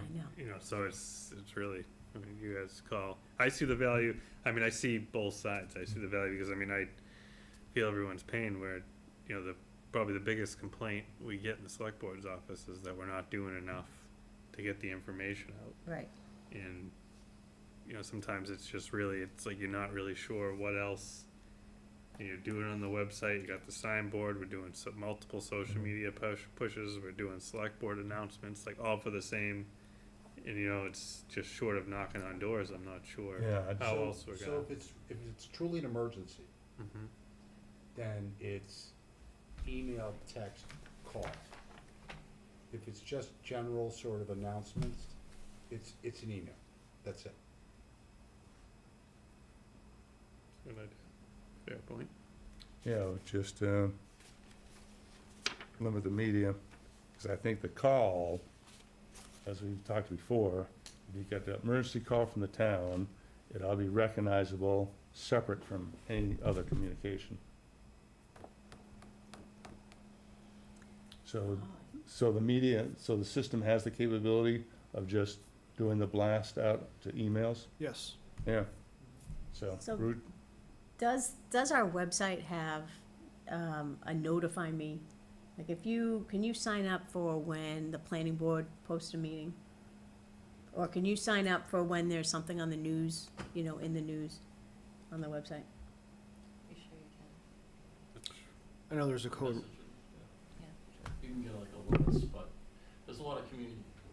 Yeah, come on up, you. So, yeah, I know, like, this Code Red is the software. There's other companies out there like Nixle that, there's towns that use it and police departments that use it. There's an accident on Cedar Street, be careful. They'll use it for school closings on snow days. There's the other avenue of just using it for emergencies. I think Code Red, you can set it up where the emergency will blast out phone, text, email. If it's just to let people know there's voting day on this day, you can just set an email blast, and you have to sign up for it. And I know there's a lot of towns that use it for everything, like Reading, North Andover, and then there's other towns that just use it for a major emergency. Yeah, because you can manage the information that Correct. goes out. So Can I it's- ask a question? So I went to the town website, it's down on the bottom of my home page. Mhm. How many names are actually in the system?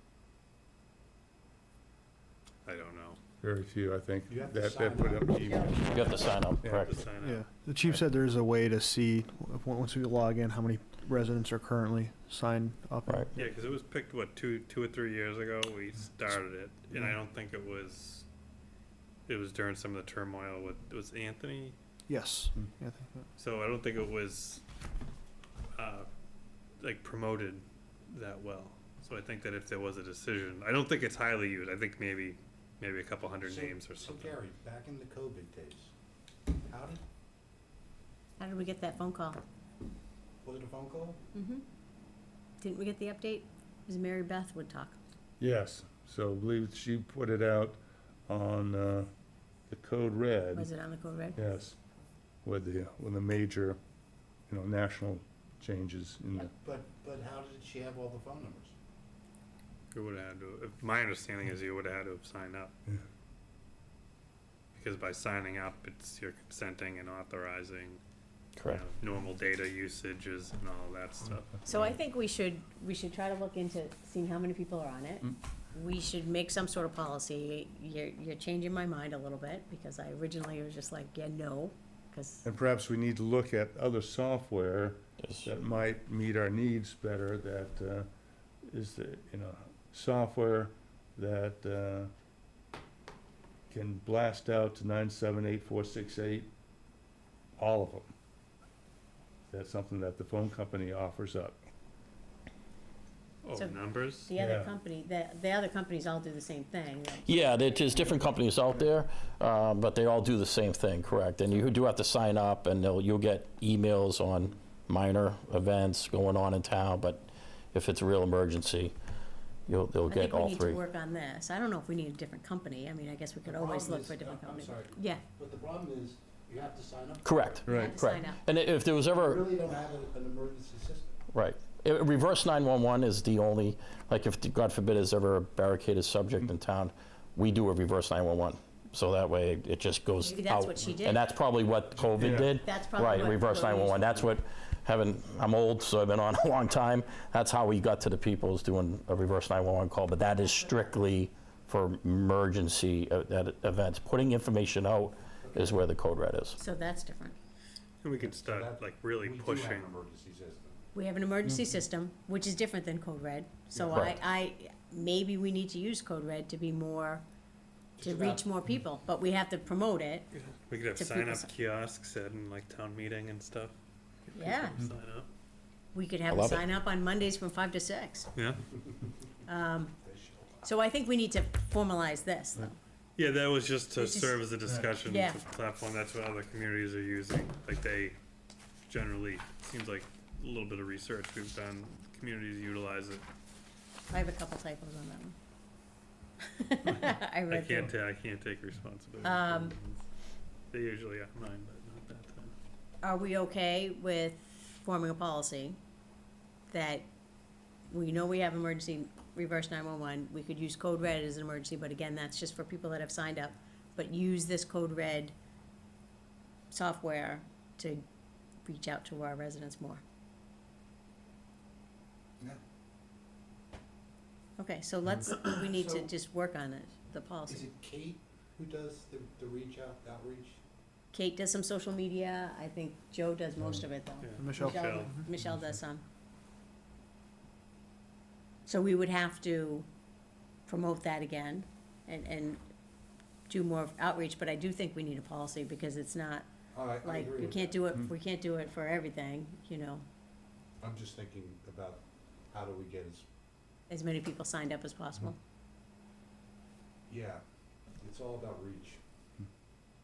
So we've Yeah, got I a think couple the- events and the coming other up, we end can too, walk you know, around with some flyers. You know, we gotta recognize there's some limitations too, because we've been working 3 years in outreach. And, you know, I Right. know you get the complaint calls, Yeah. but the fact is, nobody shows up, no one calls in, no one attends. So we gotta balance, you know, Well, yeah, our it's not gonna be the workload. be-all, end-all, but it's That's just right. it's Another another, way we can do it. another piece. Yep. So, All right. So we'll redo this. The And policy. for the emergency part, it's reverse 911.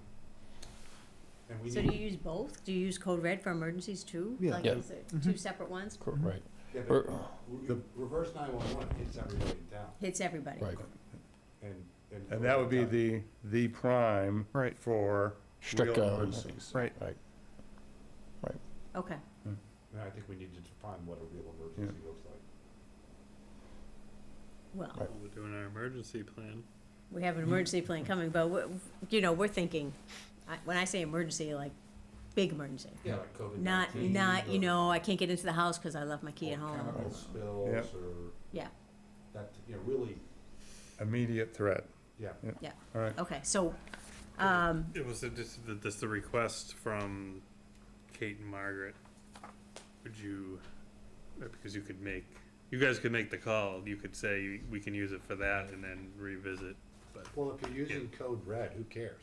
You know, it's not gonna reach any, I at think- this point, you don't think it's gonna reach anyone because no one signed up, but Yeah. we don't know how many people are signed up. Yeah, And I know it's been promoted at like town voting, they'll have flyers, Yep. they'll put out to people when they go to voting that, Could do kiosks. yeah, kiosks, that's a great I mean, we could idea. have flyers out here for June 27th and And eventually, you'll get more and we'll more. get more people. So I think we need to work on the policy. Do we need an answer for the July 12th thing now? Well, I mean, there would like to, it was delivered to me with some urgency that they would really like to use it, but they would like to get the word out there sooner rather Right. than later. So I think we can take a vote, but I guess we could give the okay to do that, but I would say that's just a one-time thing, like, Right. it's, Yeah, it the was. thing's right. not till July 12th, so if they, let's say they do it tomorrow, are they planning on doing it another week and another week? Would you do it multiple times? I think they probably will. I Ask mean, I for would think they'd multiple. probably do it a couple times. I would think. See, People so then for- it's people really, forget. yeah, but so now you do that, and then people will do We just say pride one. flag raising, and then we you could do it a say couple one time. times. We'll just do one time. I say one time.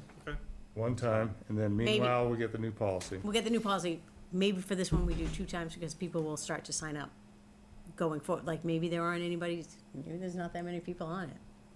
And so then, the first time it goes out, not many people get it. But and whatever what's on the website, it can't be code red. We gotta rename this thing. Info hotline. It's the Daily Wenham, the Wenham Daily, or whatever, We don't wanna do that daily, do we? no, weekly. Or, Yeah. So now, yeah. The Wenham News or something. Yeah. We can figure that All out right, later. we'll yeah. put that in the policy when we figure that out. So what's the plan on the policy? So I make a motion that we allow the Master Planning Advisory Committee to use our quote-unquote code red system to send out a invitation Yeah, on notification. for their July 12th event. Second, no discussion, No discussion vote? yes. Yes. Keesman, yes. Diane Bucco, yes. The next set is, how do we wanna work on this? The same thing as we've done, we all have it, send our edits to Steve, Steve puts it all together, and we Yeah. vote on it next time? Yeah, I'm just trying to think. Is there anything in here that you like, as far as? Well, I wrote it up as if I didn't like anything that was an emergency, but I've changed my mind on that now. All right, so yeah, so why Don't don't we do look at my this? notes. all right, Quick comment to everybody. I think Take we- it, I think comment, we and should send it. separate emergency, and then what is our communications plan? Communications plan. We know we have a big issue. People don't know what the heck is going on, they don't know how to find out what's going on. I mean, you and I, with the tea house. No idea. Did you read the minutes? No, of course not. Communication plan. That's what it is. Mm. We have a communications issue. That even for the people that wanna find out, They don't know how, they don't know how. because there's no paper. yeah, I mean, it's a matter, the technology doesn't mate up with the needs, because, or our new social structure, because people don't give out, there's no phone book, people don't give out their emails, and so that unless, people are willing to open up access to them, it's almost impossible to reach out to people. True. Because we've been talking about this for over 2 years, when, way back, we started off with that list of 20 possible Mhm. policies, and communication policy was in there, so, Well, I think this, communications is like outreach, right? yeah, Yeah. So I think we're working on it. I Oh, think this is no. this could be part of a missing link. It's outreach, but it's also, ongoing. Like if I would just wanna know what's going on, How do I know? how do I find out? So it's a little bit of both. How do we find a way to, maximize the amount of residents that can find out what's going on in town? perhaps the website needs to evolve a little bit more into a newspaper. Well, I mean, because Without, Yeah. without killing. Yeah, without- whoever's Staff. managing the website. Yeah. well, There's gotta it's be a way to do impossible that. to, unless you have a communications person that's gonna check that website every day, Right, do yeah. all their social media. There's no way to keep up with it, unless we bring someone new on, bring a new position. Well, there probably is a way to let, so all the various groups, committees, clubs, that they should be able to post stuff themselves. So like, you have our website, Mhm. and then you have a hyperlink Yep, to another a place. blog or, So it's not the responsibility of whoever's looking after the website, and then let people put their own content on there. all the departments and committees have access though, right? To the website? Mm-hmm. But Well, they don't. they have access They to have the, access, but to they the don't extent really- they're willing to They're participate. willing to participate, that's the problem. Because it's hard to take time out of your day to go in, log in, move around, you gotta always edit, turn it on, turn it off, save. Well, I mean, it's a lot of work, but if you want people to know what's going on, and then you have to get people to go to the website and click the links that they wanna go to, I mean, you can't, but if it's a place where, you know, what's going on in Wenham and you're interested, you're gonna go. Because I think right now, the website is a very static thing, right? Yep. And we need to find a way to, you know, have updates. thoughts on Well, that? and that's why I Yeah. say, you click on the front, something on the front page, and it takes you over here, and it's nothing to do with the website. Oh, but you can't do that, because we're a municipality, I don't want our municipal website to have links to outside, you know, Well, let's talk about the assessors, have it linked we shouldn't- to Johnny's we blog. should not, I think we should table this, Okay, but there are a lot of different ways to do it, okay, that also, I think, will be high quality and not get the town exposed in any way. You're talking about like clicking onto a Wenham newsletter that has all, Something like that. Yeah. so a separate area on the website that clicks to a Wenham newsletter that has all the updated information on one newsletter. updated every day. Well, that's the question, who updates it and how's it up being updated? Who's gonna Let's do it? talk, let's bring up communication plan Yeah. in a week, in the next meeting or the following meeting after that, and Yeah. come up with some ideas. Right. Yeah. Because I can't think of any. I can't figure out how it works. I can't, but I'm sure there's a way to do it. I'm sure you'd find the way. All right, so Thank you. Thanks, Thank you, Stephanie. thank you. Appreciate it. Oh my gosh. Look at the time. What? Boy, we are slow today. Review and submit comments to the planning board on plans submitted for 8 Cedar subdivision. Did you guys look at the subdivision At plan? plans, yes.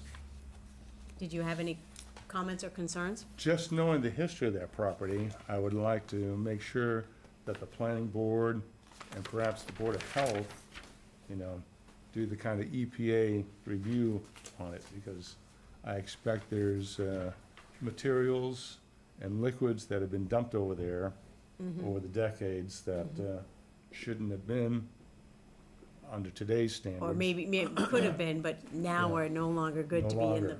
like So a that's- gas tank or something down there. Yeah, so, I mean, that was a, you know, there used to be dump trucks and everything else used that property. And as you know, there's multiple sheds and material spread around. So I think there's environmental concerns that the planning board needs to take a close look at on that property before it becomes developed. I'd agree with that. So, looking at it though, they're gonna take down the house that's there now and it'll just go like this with 2 lots? Is that what it is? I Right. wasn't sure if that house was still gonna stay there, I couldn't tell. that's gonna mean higher tax revenue, The, one would hope. the cul-de-sac design is for the fire department turnaround, because that seems like an awful lot of asphalt. I think that they need a certain amount. What they show, Yes, sir. what they show on their drawing is not what's actually gonna get done, so, but, Oh, that's because it's a preliminary, right. right? Right. So we're gonna go over and make sure that, So do we have to take a Is that vote? a shared driveway? Just so it's gonna be a publicly accepted way? So they have to meet all the, 50 feet wide and, well, they're blowing up the house to make the driveway. Yeah, but there's separate driveways going off the cul-de-sac, Oh, right? yes. Yeah, so the question is, are we looking at a subdivision where that entrance and the cul-de-sac eventually become a public street? We'll find out. And we'll find out at planning. But I think Yeah. our major concern was from the history of the Yeah, I property know that, that's a good one. Yeah. so do we need to submit comments in writing? Well, I think we can review the tape and summarize the Okay. discussion we Right. just had, Okay. and we'll send a Perfect, memo all right. to the planning board. Wenham Human Rights Committee member to provide a Juneteenth update. I think Jeremy Gross is here, and I'm so sorry for being behind time here. Hi, Hey, Jeremy. no worries. Good to see everyone. Thank you for letting me address the board. So I have an update on our Juneteenth flag raising event. So both Hamilton and Wenham are doing this jointly at the Patton Park gazebo on Monday, the 19th of June at 6 p.m. So at Patton Park gazebo, we'll assemble. Ann Brady from the Hamilton Human Rights Committee will welcome the group. There are going to be greetings by Sean Farrell from the Hamilton Select Board, Gary Cheeseman from the Wenham Select Board, and the program is going to be delivered by the North Shore Juneteenth Association. So there's a poet, Judith Wilson, a singer, Tanya Crowell. The Juneteenth speaker is Nicole M. And there's an additional speaker, Reverend Andre Bennett. And then the flag raising will be done by the Hamilton Police Chief. So that's the agenda that we have so far. That sounds great. Sounds great. Are any of those speakers the same that we had last year? Here? I believe so, yes. They were quite good last year. Amazing. Yeah, it was quite an event. It was quite an event. So 7 o'clock, 6 o'clock. 6 Oh, p.m. 6 p.m. Monday the 19th. Awesome. And we'll meet at the Patton Park gazebo. Wonderful. And you guys will do some publicity and put that on social media and stuff like that? Yes. Awesome. All right. So I think Okay, we're thank all- you, I think everyone. we'll be there. Does anyone have questions or? No further questions, no. See you then. Definitely. Okay, thank you all so much. Thank you. Thank you. Appointments. All righty. What is this? What's that? I'm Do we talking to do them myself. all together or one by one? Do them all together like you did the, Do we have to vote on each one of these? I think we can vote on them all at once. But do we have it written out because we need to put in the dates? Do we have a motion with the dates? Some of them are not. Yeah, because we got, I think actually, why don't we do each one? Each letter. is there one in the packet that's more? I don't think so. The packet didn't have any. so you want me to try this one? Yeah, I think, Alright. yeah, it won't take so long, because for 2 years, then you know. Okay, so I'll make the motion to make the following appointments to the Affordable Housing Trust. John Mastranzi to serve for 2 years until 30 June 2025. For a Cemetery Commission, William J. Wilson and Kristen A. Harnish for 3-year terms to June 30th, 2026. The Community Preservation Committee for Frederick S. No, it's just Janet N. Burt, at-large seat L, for, L. Did you say N or L? Yeah, it's L. it's L? Yeah. Correct that, okay. Janet L. Burt for the at-large seat for a 3-year term until June 30th, 2026. Council on Aging, 3-year term for Janet L. Burt to June 30th, 2026. The Hamilton Wenham Joint Recreation Committee for John M. Cosolito. That's a 3-year term to 30 June 2026. Historic District Commission, Can we skip this one, because there's questions on it? okay, to the Iron Rail Commission, Edward B. Batchelor and Erica Chiappa for 3-year terms to 30 June 2026. To the Master Planning Advisory Committee, to a 3-year term to 2026 if it goes that far, Martha B. Lowry. Open Space and Recreation Committee, 3-year term to 26, June 30th, for Mary Beth Ting. Veterans Committee for 2-year terms for Joseph A. Bobrisky and Richard M. Osgood to 30 June 2025. To the Wenham Human Rights Committee, Martha Brennan, Jen Albert, and Erica Wilson for 3-year terms to June 30th, 2026. And Special Police Officers Thomas Perkins, Christopher Machin, and those have to be 1 year. one-year term to 30 June 2024. And Police Inventory Control Specialist Michael Perry to June 30th, 2024. I'll second those. Any discussion on those? Nope. No, I see some new people, new names. That was very good. Any vote? Let's vote. Pete? Yes? Cheeseman, yes? Diane Bucco says yes as well. So, those are Okay. all unanimous. My hold on F for the Historic District Commission is because there are 2 seats for 2 years and 2 seats for 3 years, and there's 3 people. So I didn't know who was getting 2 seats and who was getting 3 seats, or how we were switching that up. No idea. So, do you have, He's- did you write them on the certificates? We had note that we were gonna make it 3 and 2 years, but it's only 3 years right now, the way that the bylaw is written up. Yeah, Because they're all yes, if They're all, if I can interject. at large. Okay. Yeah, so we looked at the bylaws, or Michelle did. So the bylaw actually calls for 3-year terms.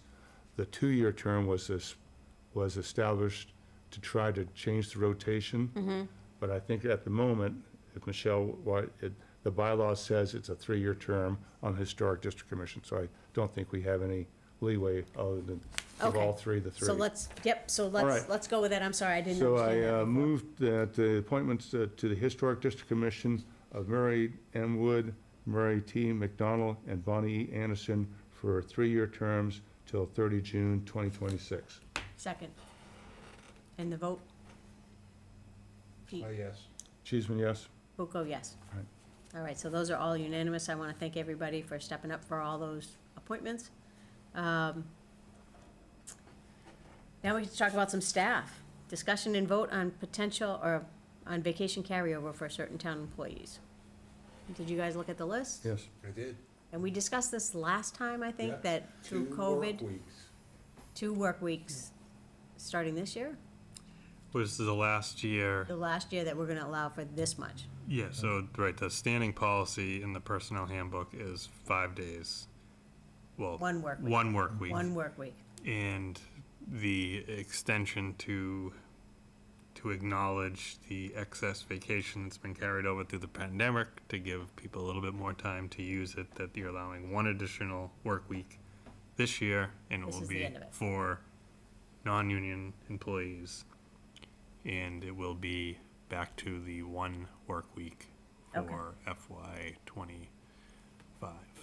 So, do we Into need to, FY do we need to do the names as well in the motion, or just the motion to allow for that carryover? Yeah, you probably don't have to go name by name, you just say as presented.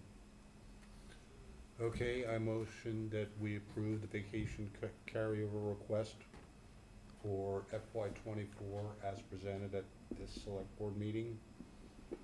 FY '24 or FY '23? Into FY '24. Into FY '24? Yeah. Okay, I'm sorry. Second? Clay, Anyone? yes? Cheeseman, yes? Diane Bucco says yes, too. The audit review policy, Let me just say this, go for it. it's not that, this is not rocket science. If the audit is good, FinCom can review the final report with the select board with the finance director, town accountant present. If the audit is not good, FinCom, the finance director, town accountant, and the auditor should develop a remedial plan to address the issues uncovered. Once all 3 parties are satisfied with the remedial plan, the audit final report and the remedial plan should be presented to the select board with all 3 parties present. Auditor, FinCom, Finance Director. finance director. Okay? And then FinCom, the finance director / town accountant, and the select board should agree on a check-in plan to ensure that the remedial plan is being executed in achieving the desired results. So it all makes sense to me. I had a couple edits on it. My first question is, do we have an audit review process? Because it says an improved audit review process. Is this an Well, audit so review policy? What happened, I don't know what the history is, Right. but the fact that when we had FinCom and us Mm-hmm. having the audit presented, Correct. That's what you want, that's what we want to change. Understand. right, Yes. that's it. So is this a policy? Yes, there was. You know, it was originally set up that we had a separate audit committee, Mm-hmm. but we found that we couldn't get any volunteers for the audit committee.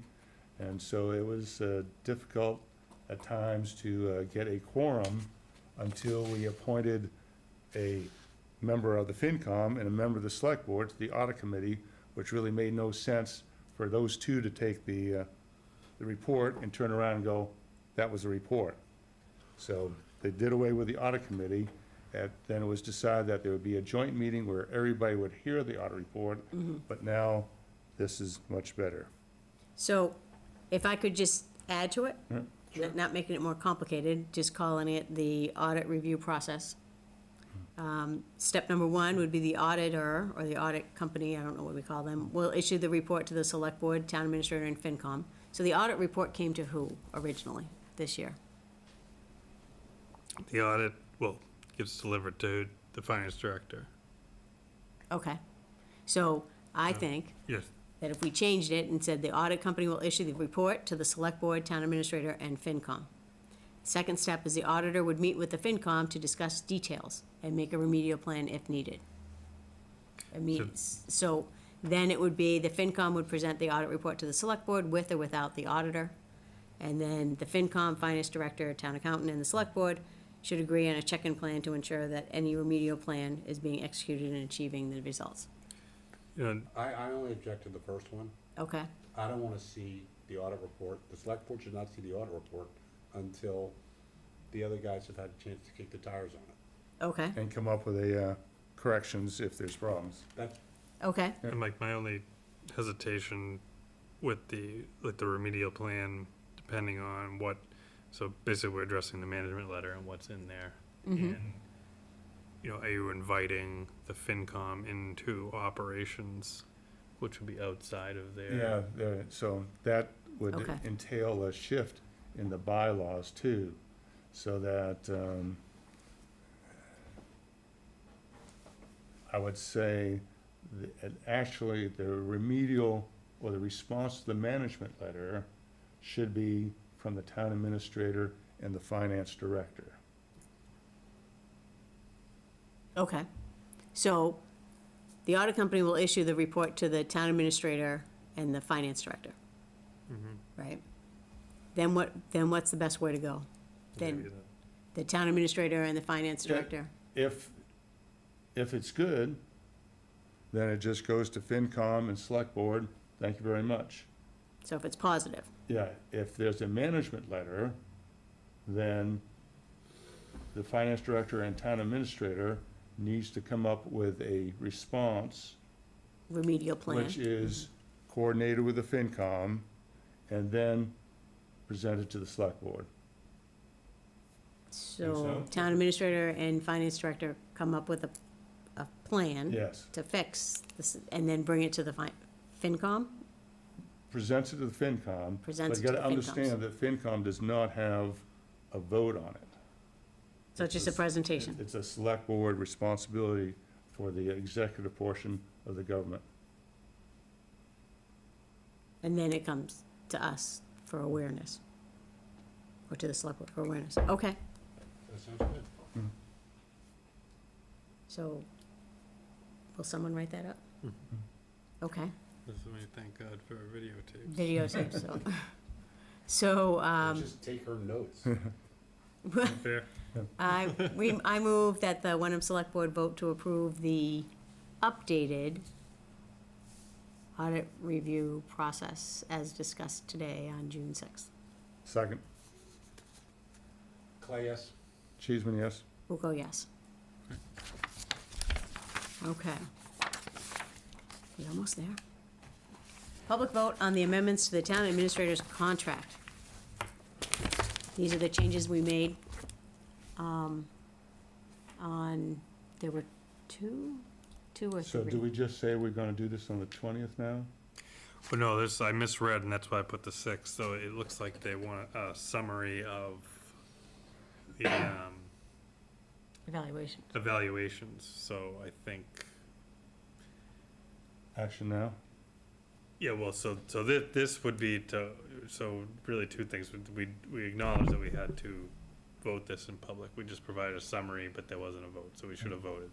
So this is the contract. We can give the summary again, which is 6 months to 12 month severance and the removal of the preventative language to be on the Board of Assessors in Essex, and also do any professional consulting, guidance, speaking opportunities and things like that. With approval. With approval, yeah. And so, So we had agreed to that, so. Yep.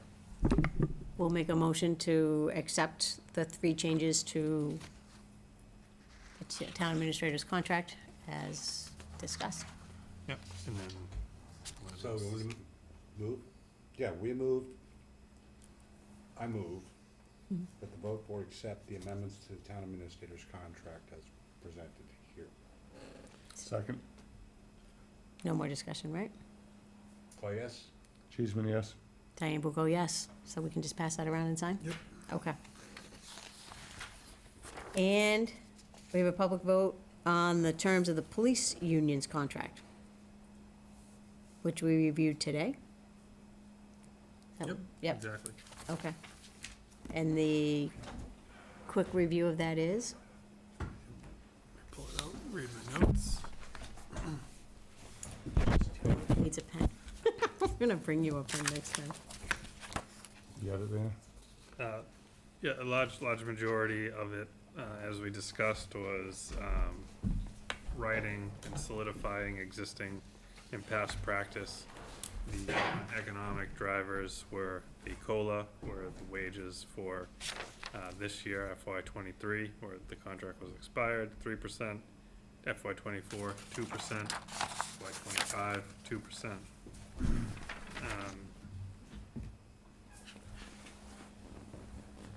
We amended Article 8, Section 4 to essentially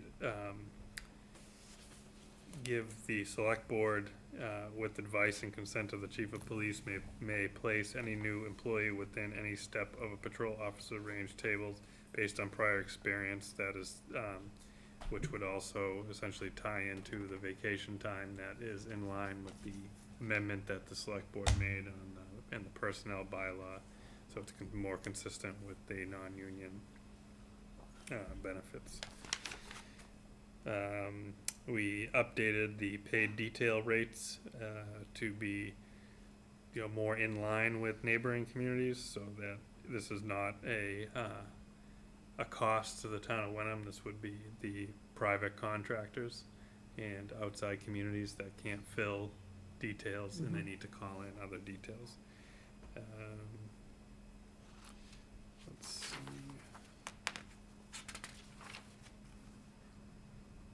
Field training officers, we created a $1,500 stipend for field training officers, and this is for any qualified patrolman. And do we,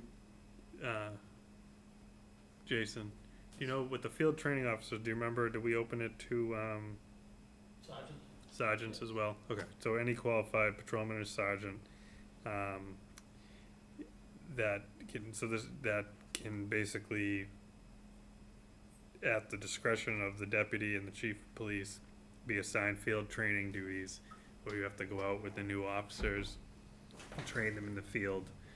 It's a dire need for the department, and it's something that we've been having a hard time getting some interest on. So as a way to try to incentivize and get people willingly into the program, we created the $1,500 stipend. Right now there are, I believe, 3 officers that qualify for that stipend. We amended our military time to reflect the requirement by law. So we went from 17 consecutive days to 24 consecutive days.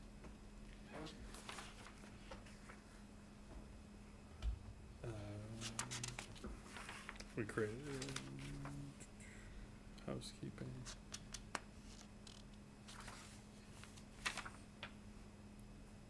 And that was it. For economic. We should give Jamie a shout out for. Yeah, finance, really the whole department, Jamie, Belinda, Janet, really have been extremely helpful in this process, so kudos to them, much appreciated. Okay, I motion that the select board accept the terms of the police union's contract as presented here. Second. As presented in the memorandum of understanding, I'm sorry, as presented in the memorandum of understanding. dated May 16th. Dated May 16th, 2023. As amended. Second. Discussion? Nope, vote. Clay, yes. Cheeseman, yes. Diane Bucco says yes too. All right. Old business? I have nothing that I can think of. So let's go right to the consent agenda. Consent agenda, can't speak. I had a couple things on the minutes. Well, I'll just let Catherine know that we'll have to change the little intro paragraph when it says we have a 3-member select board. That'll have to change. And the call to order, Assistant Town Administrator, I think she meant at, but she put a capital A, came in at 6:40 PM. It's just a funny A. And then, in the chair's report, the second one, I gave a recap of the select board's workshop, discussed were the roles and responsibilities, she missed the and select board will be available for 1 hour on Monday evening from 5 to 6 at Town Hall to meet with residents, board and committee chairs, and staff will provide updates to the board more consistently, and should contact the town administrator's office to be put on an agenda. And then the July 12th Inspector General training is for a full town committee board meeting. And I had a question on the vote under new business.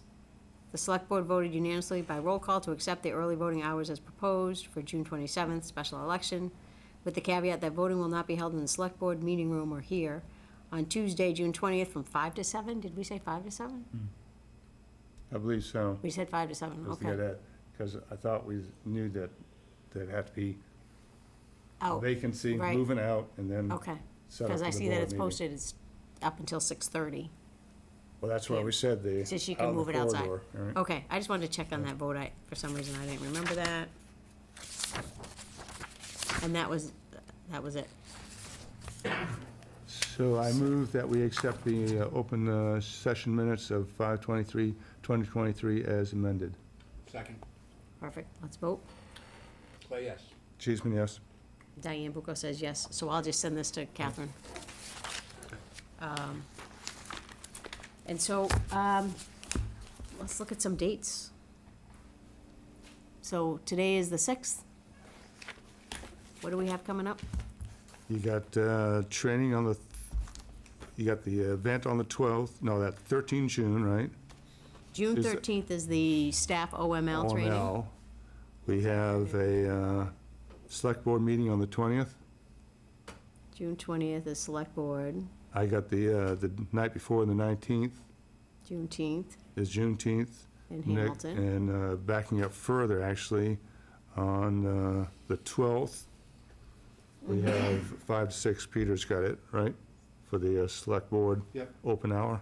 Yeah. Oh, that's Right. Monday, Yeah, yep. Yeah, Monday, Yep. right. And then, can we set meeting dates for July and Yeah, I think I have August? them, yeah. June 14th is also Flag Day, Yep, Flag Day. the Flag Day thing. I did have these dates written down, 6/20, 7/11, 7/25, Yep. and then I had August 1st, August 15th, and Do you want to, if that's good, that's good. but that just means you got just 1 week between the August. 25th. Yeah, the first week of August I will be on Yeah, as so- well. Okay. So maybe we need 8 and 22 in August, and 2 weeks later puts us back on schedule in September. 8/8 and 8/22, and then September 12th, September 26th, Yeah, and so, October 10th and October 24th, and I couldn't look past that. yeah. The Okay, holidays and stuff kind of don't work with our first and third Tuesdays this year. really? All Yeah, right, we'll have to right, look so- at that. all right. So that, yeah, that'll be November, we'll have to look at those. So we're good for 7/11 and 7/25, Yep. and 8/8 and 8/22. All Mhm. right. Okay. And as far as the agenda, you'll send out what you think we have on the agenda, and we can add to that if we think of anything? Yes, I'll send it out, yep. Okay. All right, anything else? So we need a reply back on the Mendon, The financial Hamilton, stuff? so forth. And also FinCom, So I gotta reach out to FinCom, and then we all have to look at the 3 Mendon, towns. Hamilton, and Danvers, right? Right. When are we getting back on that? ASAP. ASAP. Okay. And the other one is ASAP too, so I think we did pretty well. Are we all set? Do we have everything? Yeah? Okay. I move we adjourn at, what's the time? 8:46. 8:46 PM, 6 June. Second. Vote? Well, yes. Cheeseman, yes.